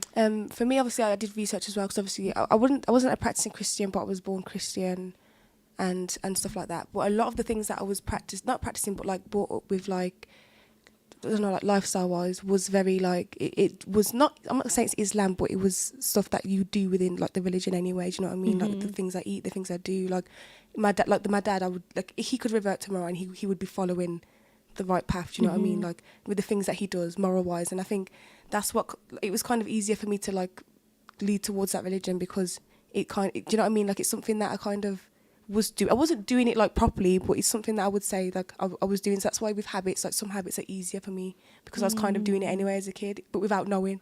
So I think as well, sort of like that, and then researching and just seeing what was right, and it just felt right, obviously. And then for me, I had a lot of doubts. I had so many doubts, had so many questions. Like, I didn't understand the concept of heaven and how we could be there, because my concept was that we'd live like happily forever and get everything we want. And I was like, but we will get bored. Like, we can't have everything we want for eternal life, and not like we'll get sick and then we're sick of it, and then you explain that those emotions get taken away, because I would never have thought that. Like, I would never have thought those emotions get taken away. So it's just stuff like that that helped me guide, like, get closer to Islam, because there's an answer for everything. So it's just like that's sick. And then I don't know, man, like the idea of like, I think this is something that I further like found to help me know that it's right. It's like with sins and stuff, the reason why it's a sin is because it harms you, and it just shows the love that the person I'm worshipping has for me. Like, he doesn't want me to do this because it's going to harm me. He's not doing it just to be hot. Like, do you know what I mean? Like, people think it's a strict religion, man. Like, you can't do this, but yeah, no, I can't, because it's going to damage my body. Why would he put me on earth for me to damage myself? Do you know what I mean? Like, or like, obviously we saw our lives and we wanted to be here, but You know what I mean? Like, he's not going to want us to. It's kind of like, I feel like sinning in a way is, I don't know. It's just, you know, it's a protection from harm. And if you sin, you're not sinning against Allah subhanahu wa ta'ala only. You're sinning against yourself in a way that you're damaging yourself spiritually, physically, emotionally. So that's what I like that idea of the fact that that's what it's there for. It's a protection. It's not to be like strict. But it's a nice way to be strict. It's a nice way to, because when you do sports, you're not supposed to like drink and smoke and stuff. So in a way, it's like discipline. It's discipline. Yeah. So that's what I love about Islam. I'm not saying other religions don't do that, but I'm just that's why it stood out to me. I'd like to emphasize on the point where, like, so if you're researching religion, especially with the Abrahamic faiths like Judaism, Christianity, Islam, they're all so similar in the fact that, for example, like what you find in the 10 Commandments, that same principles, same morality, you know, you're not meant to do X, Y, Z, don't murder, don't do this, don't do that. We're not trying to say as well, like, our religion's better than yours. No. We're just trying to, this religion is what resonated with us the most, and we're just explaining why it resonated. There's no compulsion in religion. It says that in the Quran. So we're not here to like, but what I'm trying to say with me anyways, because I researched the three briefly. I mean, with Judaism, I researched it briefly. But there's certain parts of like the religion that differ, although we have the same like moral basis, and like what is a sin in Islam is probably a sin in Christianity too. It's just that you need to research in depth. My point is research in depth. Don't take your information from, actually, like, social media does help you, but I want you guys to go to your local priests, your local imams, your local rabbis. Like, definitely go ask them questions. Friends as well. Friends, like, if you just have a question in your head that's bugging you out because you can't get it answered, go ask for the answer. Yeah. And if you're not satisfied with the answer, then maybe look at somewhere else. Look elsewhere. Yeah, look elsewhere, or try and figure out why it's making you feel that way. Do you know what I mean? Because there might be some things within Islam that people are like, I just don't get it. Like, that doesn't make sense. But when you further look into it, it kind of does make sense, and you kind of see why. Oh, of course, yeah. Do you know like, what I mean? Take everything into context. Like, as I agree with you, because there's things that I've looked in the Quran and I was like, this was because I didn't have context, and I didn't truly understand the Islam at that point. But I looked at it and I was like, oh, why? Yeah. Like, with me, I didn't understand hijab. Like, before I reverted, like, I never understood the idea of hijab. Like, I didn't like it. Not that I didn't like the idea. I just thought, I love my hair. Like, and then the more I learn about the religion, and the more I actually look into it, hijab's beautiful. Do you know what I mean? I love seeing people wearing hijabs. Like, it's a beauty. Like, you don't see it as someone that's just, oh, they're ugly because they got a hijab on. Do you know what I mean? They don't look like the rest of it. Like, you kind of see the beauty in it the more you research. And it's devotion to the scripture. Yeah, I agree. Yeah, but it's not too late as well. If you're not on Deen, it's not too late to get on Deen. And don't think just because you're doing it during Ramadan, you might be on Deen during Ramadan and you might fall back, but that doesn't make you any less of a Muslim. Yeah. Like, try and stay better, because we can't help it. But just pray. As long as you're praying and you're trying to become better, that's what that matters. Like, it's all about your intention. Like, if your intention's pure and you're trying to be good, but you just end up being like, you do wrong, then there's not, like, it's not bad. But if you're intentionally trying to be bad and you're intentionally doing wrong and not caring, then that's the worst thing ever. I think that's what I loved about Islam so much, that it made me realise that intention carries more weight than action. Because I might be giving out to charity and then record it to post all over social media just so people look at me and think, I'm so pious, I've just given to charity. But if you've done it for the intent that, okay, cool, I want to give out to people, I want to help people, and this is a act of worship between me and God only. It's like a charity I do between me and God only. That's my intention being pure. Yeah, I agree. Like, if I help out someone, or like I wouldn't brag. Like, before probably I'd be probably on a stunt for social media. Look at me, I just helped this homeless person out. But now there's more to it than just wanting to show people what I'm doing. As long as that person's okay and that person like is provided with, that's someone's like family member. Do you know what I mean? So as long as that's all I care about, and that's, you have that mindset for anything in general. Do you know what I mean? The way you are to someone, like, do you know, like, how it's good to smile. You could be smiling at someone that's not going to make someone's day. Like, I just smiled now. It's just it's good to smile. I could go home. Oh, I've got such a cute smile. That smile was nice, man. Like, it's warm. So just small things like that. But yeah, I think, yeah. So just like to summarise, we'd definitely say, do your research, understand the religions you're researching into. And just to elaborate that, at the end of the day, this is not me trying to plug Islam as the correct religion. I respect everyone's freedom of speech and choice in religion. But we know if you do believe in God that the truth is one. So you just need to put steps towards you finding the truth, essentially. That's asking people of information. Yeah, that's it really. Yeah, that's good. Like, what do you want to speak about Ramadan? Oh, no, wait. I wanted to speak about something else. What do you want to speak about? No, actually, I don't know what I want to speak about now, so let's talk about Ramadan. Advice? Any advice? I feel like, because we already touched on Ramadan at the beginning, it's like, what we don't, obviously we still got time left as well, Ramadan left. But like, you could speak about what you want to like implement, what you want to like speak about the differences from last Ramadan to now. Like, if you might have been better last Ramadan than you want like now. So obviously we won't know because we've got time. But do you know what I mean? Like, I think definitely this Ramadan has started off with a good start. Do you know what I mean? So last Ramadan was a bit. It was good. I had the sisterhood. It was good. I had sisters that helped me. But I feel like I'm very closer to them now. But like, Salat is a big thing that I've improved on. So every time the adhan goes off, I go to pray, and I'm good. Like, I'm good with standing long minutes. Like, spending a lot of time on my prayer. Like, there's definitely good habits I've adapted this Ramadan. that's good. That is nice. What about you? For me, I want to adapt reading more because I think that will help with like time. Because obviously, when you're just sitting there doing nothing, like you're on your phone, you're just there, just staring at it. Whereas you need time to like just silence. You know what I mean? And I think you can't sit in silence. And so I think with reading, you kind of are like, obviously you're reading, but you kind of just taking that time to just be by yourself and stay disconnected from that phone life, because that's not going to be there when you pass. Do you know what I mean? Is that reading a book? Like reading a book, reading the Quran, anything. But like, I've got like Islam, like, do you know what I mean? Like things that will help me, like guide me to Islam and stuff, or like reminders. So that kind of helps. And you know, we forget that we used to do the sessions. Do you know what I mean? We had sessions where you would like tell us about Islam and educate us. Obviously, it was educating yourself as well. But I feel like that helps. Like when you're trying to get on Deed, if you don't know anything, make a PowerPoint. Like, if you have these questions, write down the questions. I was thinking, like, this is just something that I was thinking of. Write down the questions and make a PowerPoint on it. Do you know what I mean? Like, research it, and then you kind of teaching yourself. And whatever you think's missing, try and look it up or ask, or that kind of like narrows down. Because I think, like, with me as well, I thought I knew the foundations of Islam. But when you go back to square one, the 5 pillars of Islam, the 6 pillars of Iman, you know, what is hell, what is heaven, understanding and conceptualizing everything, you kind of, like, you get humbled because you think, like, you don't actually know Islam. Islam is so detailed, and, you know, you have sheikhs and imams that spend years studying, and it's truly, like, they haven't fully grasped the concept of Islam because of how beautiful and complex it is. But I will be doing them sessions back again. No, it's fine. With me right now, though, I'm, like, at a point where, okay, this is, like, with the podcast and, like, with everything, I feel guilt. Like, this thing is like, I'm like hypocritical. Because we're spreading this message like, yeah, you're supposed to do this, but really we're struggling as well. But then I think we got to remember that's what this is about. We're on the journey with you. Do you know what I mean? Not with people that are listening. Like, we're not perfect. And I think I was the same thing. I was like, how am I preaching? Ask God for guidance. But when I'm down and I'm hurting, like, and I'm going through a struggle, am I doing that? And I think that was like me. But then I thought, we can listen to this. Do you know what I mean? So if we can listen to it, like just remind myself, it's a reminder. Like, it's like me speaking to me, like, wake up. That's what that's why I treat this out. So that's how you should treat it. Like, don't think of it as you're preaching to people or you're like this.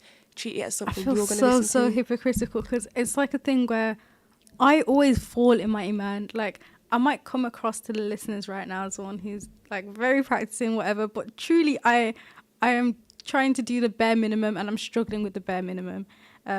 But I definitely think if you are wanting to research Islam as a Muslim, get together a group of sisters or brothers who want to research Islam and understand it truly for what it is, and maybe take turns around the group to present a PowerPoint on, I don't know, the Quran, what is the Quran, miracles of the Quran, X, Y, Z. I think it helps as well when you have someone that's born Muslim, that probably had a disconnection, and then they're now finding it, because you're on that journey together, but then they also have some sort of knowledge, you know what I mean? Because there's a lot of questions that ask you and but it's because you have some sort of knowledge. You might not be the best, but Do you know what I mean? Like if you didn't have any of that, it'd be hard. Like with reverts, we probably we do. I think a lot of reverts we do have knowledge, but some knowledge we wouldn't have. Whereas when with someone that was born Muslim, that would be told this, it's easier. So if you are trying to look into, it could be any religion really. If there could be somebody that's practicing in it, it's easier to speak with them.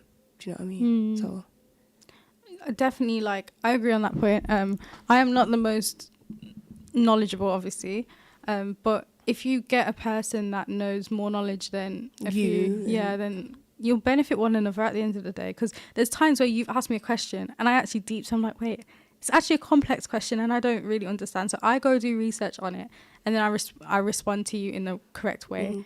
And that helps me because I feel like I'm able to understand my Islam more. Yeah, and it's something that you probably would have never, like, it's probably something you would have thought of in the future, obviously not now, but you've answered that for yourself. Yeah. Or like you might get other people that ask you that, do you know what I mean? Like the more that you like start doing these like podcasts and speaking to other people, they might ask you more questions, and because I've already asked you, you're kind of prepared. Yeah. So I feel like a lot of reverts will probably have the same questions as I had, because I was struggling. I was like, do I say this? What part of the prayer am I supposed to do? What's mandatory? Because obviously there's like, is it sunnah? It's sunnah, Sunnah, right? yeah. Yeah, you have like sunnah, and like, so I just didn't get it. Do you know what I mean? I got it. Like now I get it, but so like stuff like that you'll probably get, and you answered very well. Like, how do you feel now as like a revert? Do you feel like you've gotten to the grips, like the grips? It's just making sure I know the terminology. Yeah. Do you know what I mean? I get scared I'm going to say the wrong thing. Like, that's it really. Just like, so like if I'm explaining to someone, I know how to explain it, but I need to make sure because the terminology it plays a big role, because that's what it's referred to in the Quran. So if they're reading, they're going to be like, what's this? But I've probably explained it to them, but they just don't know what it is. So it's just like knowing the right terminology. But I do think like I feel like that's how it's why I fell in love with Islam as well, because I started so like it's like December, and then it was kind of easier for me to pray. Like it happened so quickly, and it's like, that's mad that I was able to do that. Do you know what I mean? Like it took me like, I think it was a good week, maybe 2 weeks, just for me to learn. Like I learned how to pray off by heart. Do you know what I mean? Obviously at first as well, MashaAllah. It was like we struggled because I didn't know it was free rakats in it for Maghrib. Yeah, so I was doing 4. I was doing 4, and then it took me, and then I realised, and I was like, oh, I'm doing it wrong. Yeah. So that, like, the struggles like that you have, but I think as like that's just I don't know. Do you know what I mean? Like you kind of find that there's some stuff you find yourself, because I wouldn't have asked you about the free. I wouldn't have said, "Oh, is it free rakats?" It's just some things you do find. Yeah, I think that's the beauty of it, because I was guided, because I was doing it wrong the whole time, and then I was guided the right way to. Hey, you was praying an extra rakat. That's good. No, obviously you meant to pray free, but Allah's gonna bless you for thinking yeah. But then again, it's as well intention. My intention wasn't to do it wrong, and I think that's what you just remember, guys. If your intention is pure, don't like be scared, because I always get scared about things, and then my friends like, is that your intention? Like, what's your intention towards it? And then it's as well like fearing what others think. You got to remember, in Islam, people aren't really supposed to judge you, so don't really like. Obviously, everyone's gonna fear what other people think, but you shouldn't really, because if they're like practicing, they're not gonna judge you. No. And if they do feel some type of way, they'll speak to you about it. That's why I feel like I'm so unjudgmental, because like anytime like I've had people in my close friend circle come up to me and say, I've done this, that, and in the eyes of someone else they'd be like, what, you've done that? But I know that things happen in life, and I think the intention thing is so important, because I always have to check myself. I'm like, hang on, what's my intention? Is my intention to do this or to do that? I think when you know your intentions are pure, you'll be guided towards the straight path. Yeah, that's perfect. But yeah, guys, we're going on another ad break in a minute.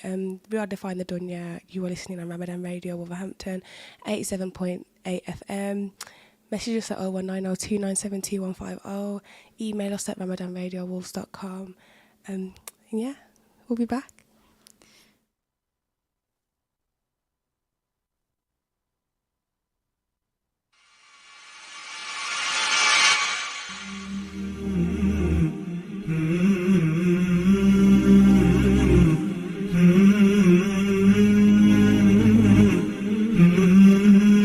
Are you replacing windows in your home? Here at AK Windows, with over 30 years experience manufacturing and installation, we can provide you with premium and affordable UPVC, aluminium windows and doors, roof lanterns, composite and bifolding doors. We offer a free quotation on all work with our selected range of windows in grey, white and much more. We can also repair window and door locks with glass repairs too. We also supply to the trade. Call today for a free quote on 01902 421 500. AK Windows.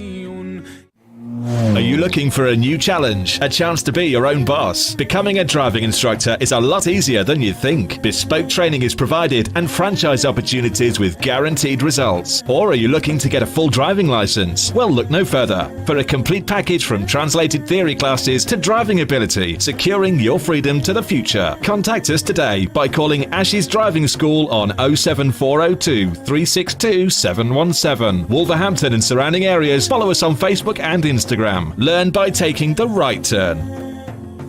Mubi Bass Electronics, specialist in car audio and home entertainment. Suppliers of leading brands, Samsung, Sony, and Panasonic. We supply and fit all car audio systems, top brands, Kenwood, Bose, and we're an authorized supplier of Vibe product. Visit our store online at mubibass.co.uk and order today for next day delivery. Mubi Bass Electronics are proud sponsors of Wolverhampton Wanderers FC. Call us today for a free quote on 01902 754 546 and quote Ramadan 20 for 10% off. Follow us on Instagram and Facebook at Mubi Bass Electronics, specialist in car audio and home entertainment.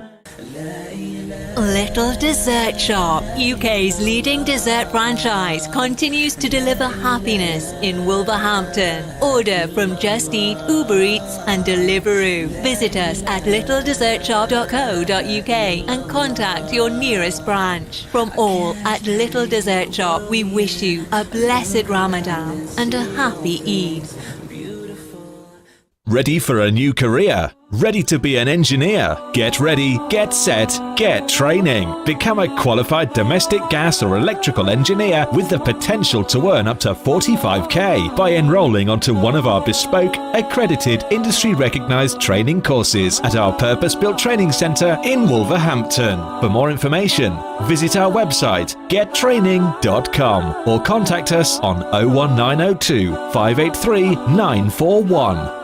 It's mega deal time right now at Salsa Grill. Any size pizza, buy one, get one free, with free medium fries. Any curries with 4 roti, just $6.99. Any single burger meal, just $3.50. Masala fish with fries or a naan, only $4.50. It's all here and much more at Salsa Grill, 27 Broad Street, Wolverhampton. Order on Wolverhampton 312 314 or online through Just Eat, Uber Eats or by searching Salsa Grill Wolverhampton. Mina Bazaar, one of the UK's biggest collections of Asian bridal wear and fashion.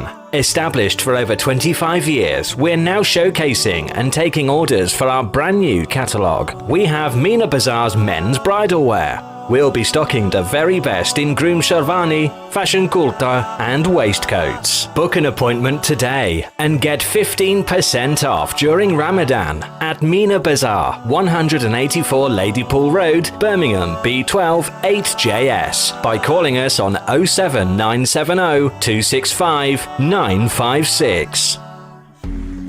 Spice up your iftar with traditional spices and flavours from Indus. We go to great lengths to source only the best in Far Eastern flavours, with a wide range of spices, pulses, lentils and essentials for your kitchen cupboards. From our hot chili powder to our range of beans and pulses. Find our range in leading local supermarkets and retailers. Indus, the world's finest foods. Your tyres are essential for safe driving. They're the only link between your vehicle and the road. At Premier Tyres, we proudly stock leading tyre brands such as Goodyear, Michelin, Pirelli and more. We're also your go-to garage for MOTs, servicing, exhausts and all your mechanical needs. With the most affordable prices in town, unmatched quality, knowledgeable and fully qualified mechanics, we will look after your car no matter the make or model. Premier Tyres, Crown Street, WV1 1PX. Call 01902 455 684 or visit premiertyreservices.com. Every Ramadan, many around the world remain hopeful of your zakat and sadaqah, to see them through their toughest days. That's why your charity not only improves lives, but saves lives. Give hope to millions around the world from your hands, through Muslim hands. Hope is never lost when we place our trust in Allah. Hold on to hope and help save lives. Visit muslimhands.org.uk today. This is Ramadan Radio, your local voice, your local Muslim radio. Go to RamadanRadioWolves.com and donate to your local mosque.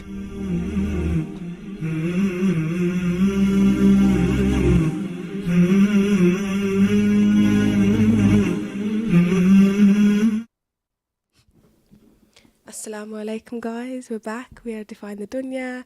I'm Demeter. And I'm Riam. And you are listening on Ramadan Radio Wolverhampton, 87.8 FM. Call us at 01902 972 150. Email us at ramadanradiowolves.com if you have any questions. For this last section, we'll be speaking about advice. We've got some more questions as well that we'll touch upon. But yeah, because obviously we're all on different journeys, and you've got for me, I can kind of not relate, but there's people that are reverts or people interested in Islam, so I can kind of speak to them about that. And then we have with Wiam, it's finding Islam as a born Muslim and stuff like that, because you still do have to find it even if you're born with it. So yeah, do you want to do questions first? Or? Yeah. Okay, go on. So we did ask, does believing in a higher power give you hope? And a sister responded saying, yes, my hardships are part of Allah's plan, and He is the best planner. It might seem tough, but it's part of a bigger, better reason. Yeah, which is true. It's just look at the bigger picture. Yeah, and it's kind of we did say that, but it's nice that that's how someone else sees it. Do you know what I mean?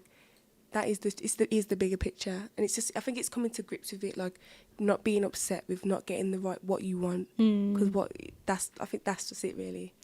And then we asked, is it hard to pick faith over worldly desire? Yes, but Salah always reminds me worldly desire means nothing. Oh, wow. That is such a good... No, so that is beautiful. Good. That's a good response. That is so beautiful, honestly, because I feel so connected to life when I'm in Salah. Yeah, my mum, I was speaking to my mum and she was saying that she thinks that praying is it's my coping mechanism. Do you know what I mean? She's noticed that, so I feel like that's probably how other people probably feel. And I think that will help with coming away from worldly desires, just remembering this prayer, and that you're kind of disconnected from the world because you're there connected to God. Do you know what I mean? That disconnection from being on your phone, scrolling on it, whatever. You're in prayer, going up and down. So even the Prophet, peace be upon him, before the revelation was sent down to him, and he wasn't Muslim at this point. I mean, he was because he worshipped solely Allah. But before he had knowledge of the Quran, he used to go to I forgot the cave. He used to go to a cave and meditate, and that would be his form of finding solace in hard times. That is something I want to do during Ramadan as well. Because I remember spending time, but I was I can't sit in silence. Meditation. Do you know what I mean? But yeah, sorry. And then prayer is better than meditation as well. So it's if you do both, it's good. We also asked, does everyone have a purpose, and is this God-given or self-proclaimed? And then someone responded, our main purpose is to worship Allah. Everything in this dunya is temporary. How can it be self-proclaimed when everything is written by Allah? It's true. That is true. No, I agree with the first point. I think because we answered how finding yourself with what you hobby wise. Do you know what I mean? Obviously, I know hobby wise hobbies are it's a dunya thing, but you still have to find yourself within it because do you know what I mean? You have to live. You have to have a job and stuff, but you can't just be doing a job you don't really like. That's what you got to do for the rest of your life. So it's doing something that you've kind of got to have an interest in. As long as you've got to find interests, that are halal interests. Do you know what I mean? I feel like that's what my purpose is, and that's what I mean by adaptations. Adapting to doing a job that it might be haram, so I adapt to doing a halal job because you still have to have a source of income. Do you know what I mean? So it's just stuff like that, and adapting my days around prayer and stuff like that. Do you know what I mean? I think maybe we have different definitions on what purpose is, because of course maybe your definition is purpose is God-given, which it is. It is as those Muslims. Hobbies as well. You got to remember God allowed us to. He's the reason. We like those things because God's allowed us to like those things. So it is kind of. He's kind of. Do you know what I mean? It gives you character. If every Muslim was the same, it'd be different. Yeah. But purpose means obviously your purpose, your ultimate purpose, is going to be God-given, but purpose is something I give myself purpose to at the same time, because if I didn't have purpose, if I didn't give myself purpose, okay, I want to help others out. Wait, I don't. I'm No, lost. that is like right, though, yeah, that is like right, that is like, what purpose is. Because you for have a me. purpose to want to help others. Yeah. But if you didn't have that purpose, it'd be like, what am I doing? Yeah. What is there to do? And So- it kind of links back to the intention of your purpose as well. Like if your purpose is to be doing wrong, and like by wrong I mean like something that you're not supposed to, because you can have hobbies that you're not supposed to really do, because you might have grown up doing it, but like you find a purpose. You might lose your purpose when you find like, so like for me, like I was a dancer, like my purpose was that, because all my life I did it, and then you kind of lose that purpose when I don't have that anymore. But then you kind of see the bigger picture. Do you know what I mean? Like, you know, I don't know, like I'm not. No, kind of, it's an example. You. Like, I get you. Like that was my purpose, but now I have to find a different purpose. The for ultimate the long term, purpose is like to worship Allah, which I get what she's saying, but I think if we both didn't have purpose outside of worshipping Allah, our lives would be a bit boring. No, actually, no. No, Let me just go back to what I was saying. I didn't mean that. I get what you mean. I meant like, yeah. Because God doesn't want you to like not have a good life, but it's just having. That's what I mean by adapting, though. Do you know what I mean? As long as it's halal, that's all that matters. Like the Sahaba, which are the companions of the Prophet sallallahu alaihi wasallam, they had characteristics. They were people that some of them were they gave dawah. Some of them had their different things, their different talents, their different what they liked doing. So I think purpose can be God given, and the problem that when it becomes problematic is when you put your self-given purpose above your God-given purpose. Yeah. So if your purpose, like you were saying, like how people have hobbies of like dancing and that could be haram, which is haram, but if you put that above your purpose of worshipping Allah and you start missing prayer because you're going to dance shows, that's when it becomes problematic. It is easier said than done, but that's just something that you gotta like. It could be with any hobby, but like, you know what I mean, like it's just something that you kind of slowly try and fix. Do you know what I mean? Like you just try and fix that with anything, and I think that's what your purpose changes. It could be from having that thing to then being finding something else. Like my purpose is to find myself now. Do you know what I mean? And I feel like you do find yourself. You might find yourself with a religion. So that's what I feel like your own purpose is. But yeah. So any more questions or No. is that it? Okay, that's fine. Yeah, those responses were good though. We really did enjoy the responses. We did. Advice. Do you want to go first or me?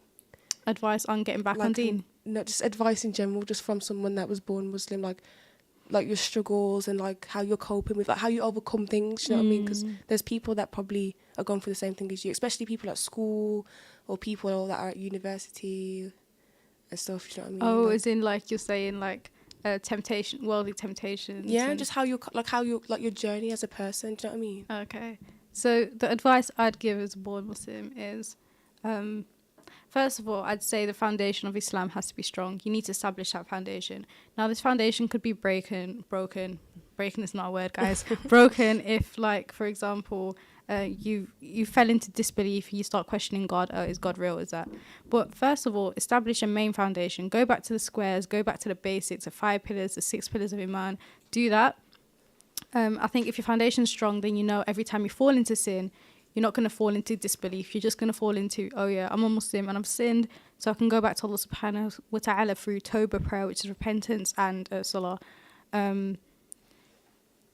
What things have helped you cope? Do you know what I mean? Like cope with what? Just life. This like what? Do you know what I mean? Like how are you coping? Like because obviously you found Islam, but like it's not all peaches and roses. You know what I mean? No. Like it's a struggle. Just because we found it and we're going on the right path doesn't mean that everything's easy. We do still have our struggles and our hardships, but it's like how do you overcome them? Or if you're still struggling right now, like what are you doing to try and get out of that pit?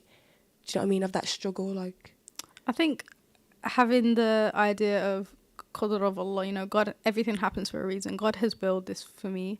Is very comforting. But when I'm in the like depth of it, I just think I'm gonna go out of it. Do you know what I mean? Like it's just temporary. Everything is temporary. This whole dunya is temporary. So I can't expect full happiness here.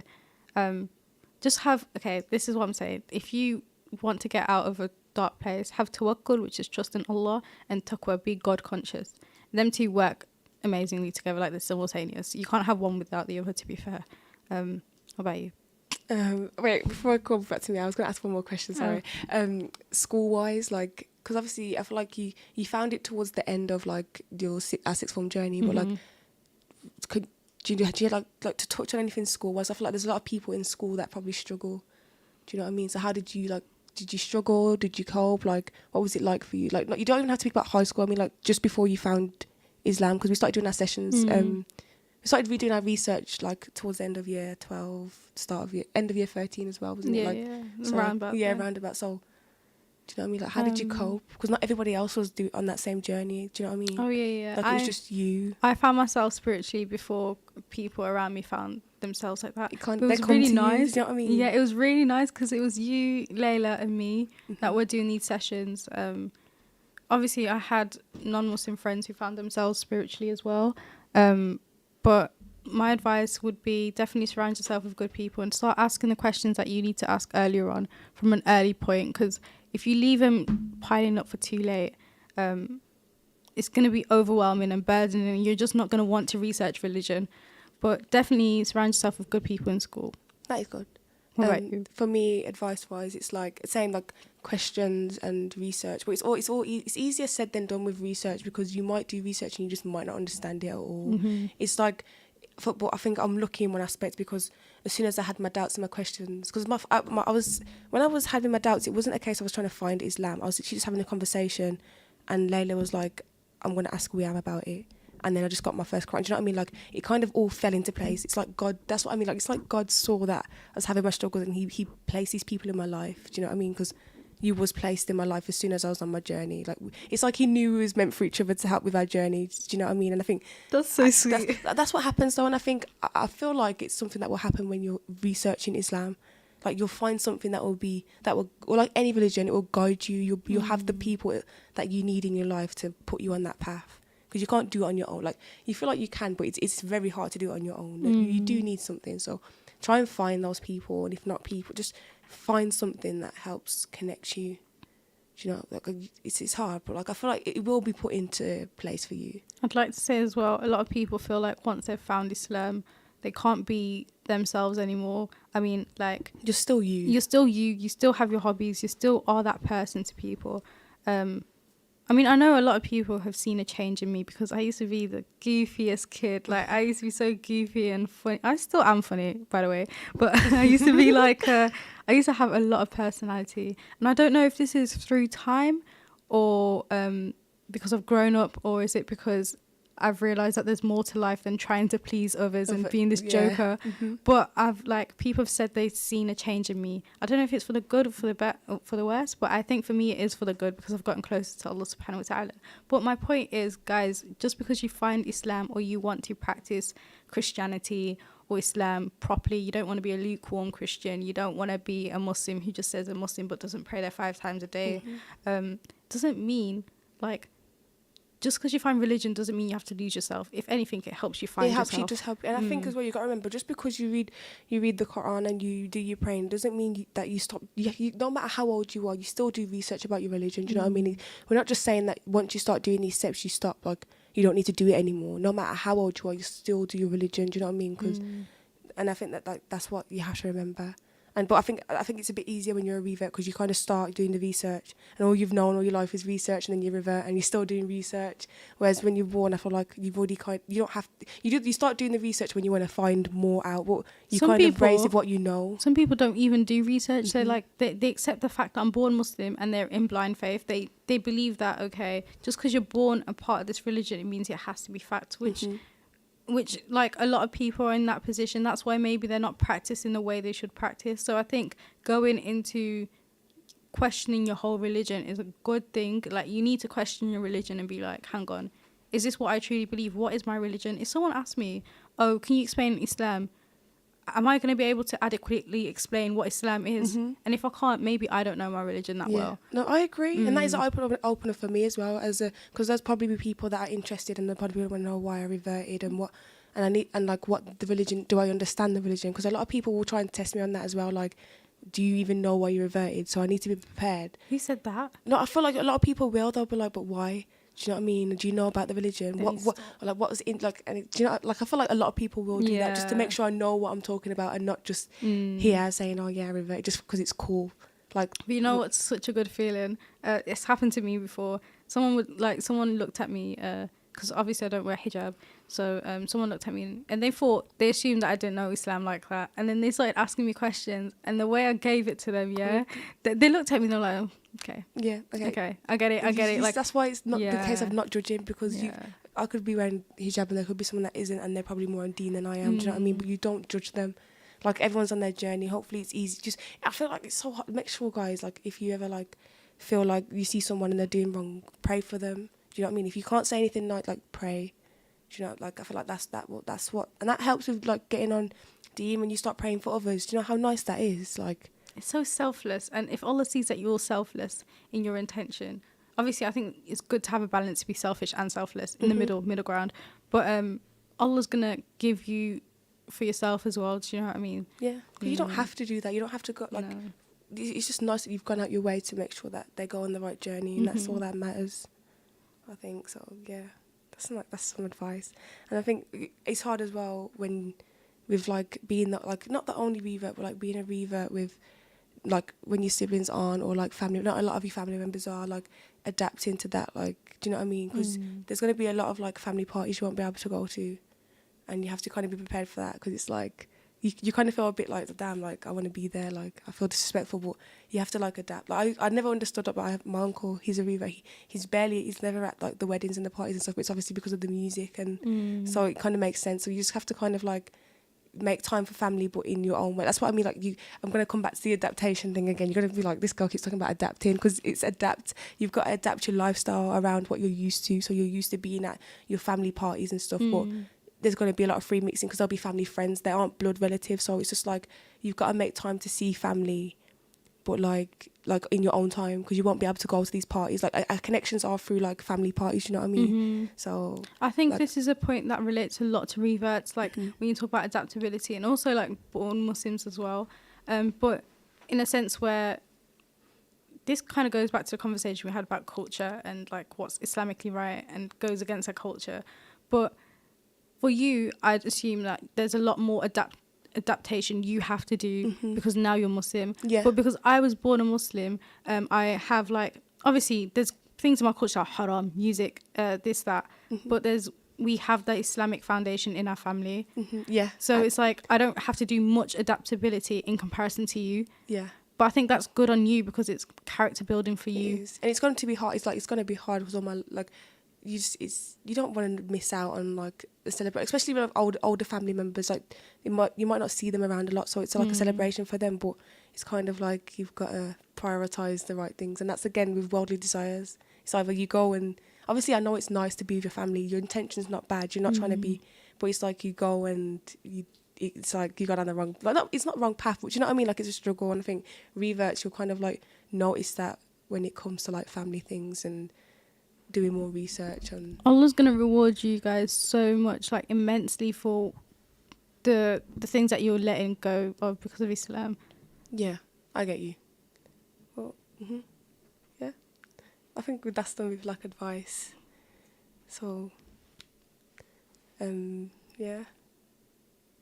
I don't know. Do you have any more advice that you want to give? Like, or is like, how long of talking time do I have left? Like 6 minutes. Okay, I think we should sum it up by talking about Ramadan now and what we should do. And what feels right for you. Yeah. Because that's what you have to remember, guys. What feels right for you, like, that's all that matters. Obviously, by what feels right, like, you're doing the right thing, but it feels good. Do you know what I mean? Not like, because you could be doing the wrong thing and like, this feels right for me though. But, so like, just what feels right for you during this month and how to just make the most of it.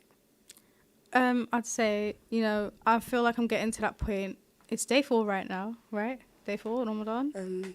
Day 4 or day 5? I think it's day 4. But you're going to get to day 9, and then you're going to get to day 9, and then you're going to be day like... 3, right?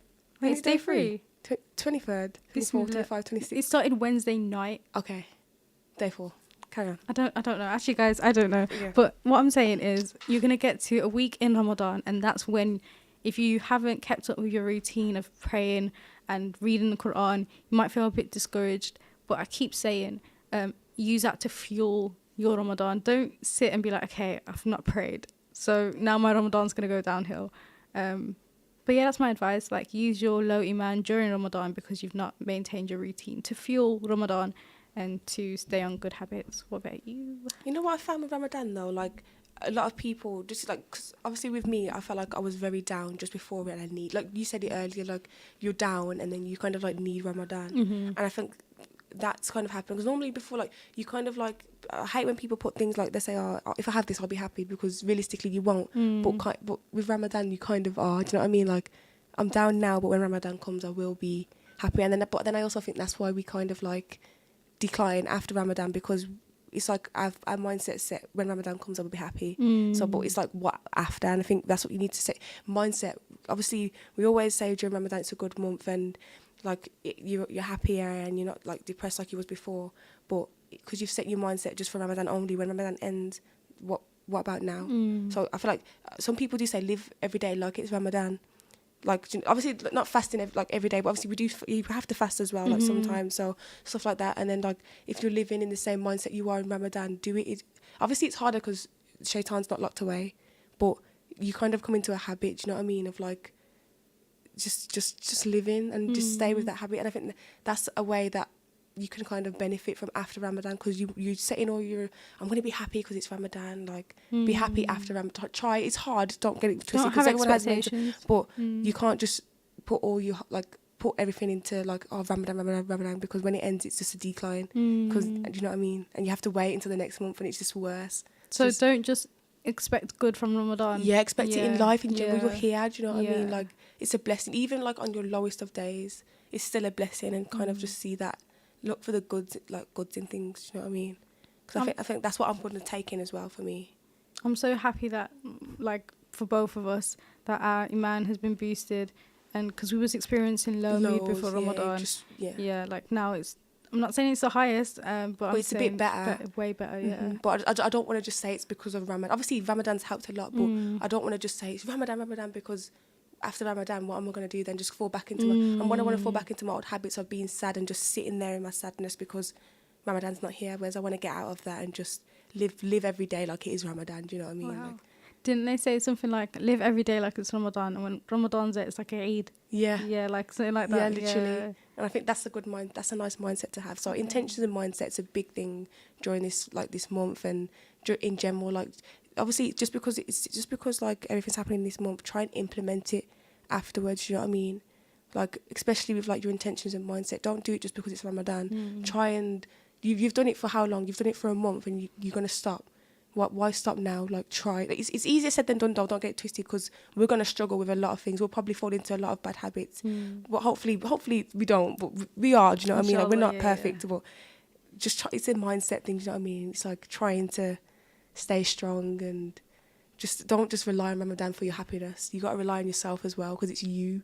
It's your mindset. If you tell yourself you're going to be happy every day, after Ramadan you'll be happy. Like I feel like because I told myself I'm going to be happy and Ramadan's going to be sick, like it's been good because I've told myself, and my mindset is that Ramadan's going to be good. So try and keep that mindset for life. You're living what you're saying. Just because I think that's that way you won't go back, and we'll kind of not sin as much. So yeah. I think you've summarised it perfectly. Like I can't add anything onto that. Yeah, so we've got like a minute left, guys. So we hope you did enjoy our discussion today. We want you guys to tune in 12 to 2 next week on Ramadan Radio Walls. The frequency that you are listening on right now is 87.8 FM. Call us at 01902 972 150. Email us at ramadanradiowalls.com. You're here listening to Demeter Atkinson, and we am Elmahor. Yeah, I hope we covered things that like needed to be covered, you know what I mean? Like we are Defying The Dunya, we are Defying The Dunya, but you keep it real on the mic as we discuss Deen and Dunya. You can find us on social media platforms, and we hope you enjoyed this. If you would like to be a guest on this talk show, then message 01902 972 150, or email at ramadanradiowalls.com, you know. Say I want to come on, just email Defying The Dunya or something, like on that, like send that message. The message on the email say Defying The Dunya, so we know. So we know that that's what your intention is on Ramadan Radio Walls, guys. Bye.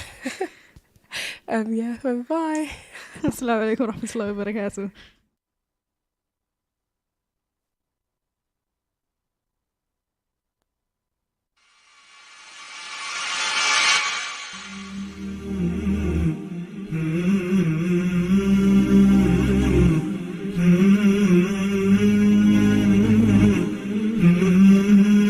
Are you replacing windows in your home? Here at AK Windows, with over 30 years experience manufacturing and installation, we can provide you with premium and affordable UPVC, aluminium windows and doors, roof lanterns, composite and bifolding doors. We offer a free quotation on all work with our selected range of windows in grey, white and much more. We can also repair window and door locks with glass repairs too. We also supply to the trade. Call today for a free quote on 01902 421 500. AK Windows.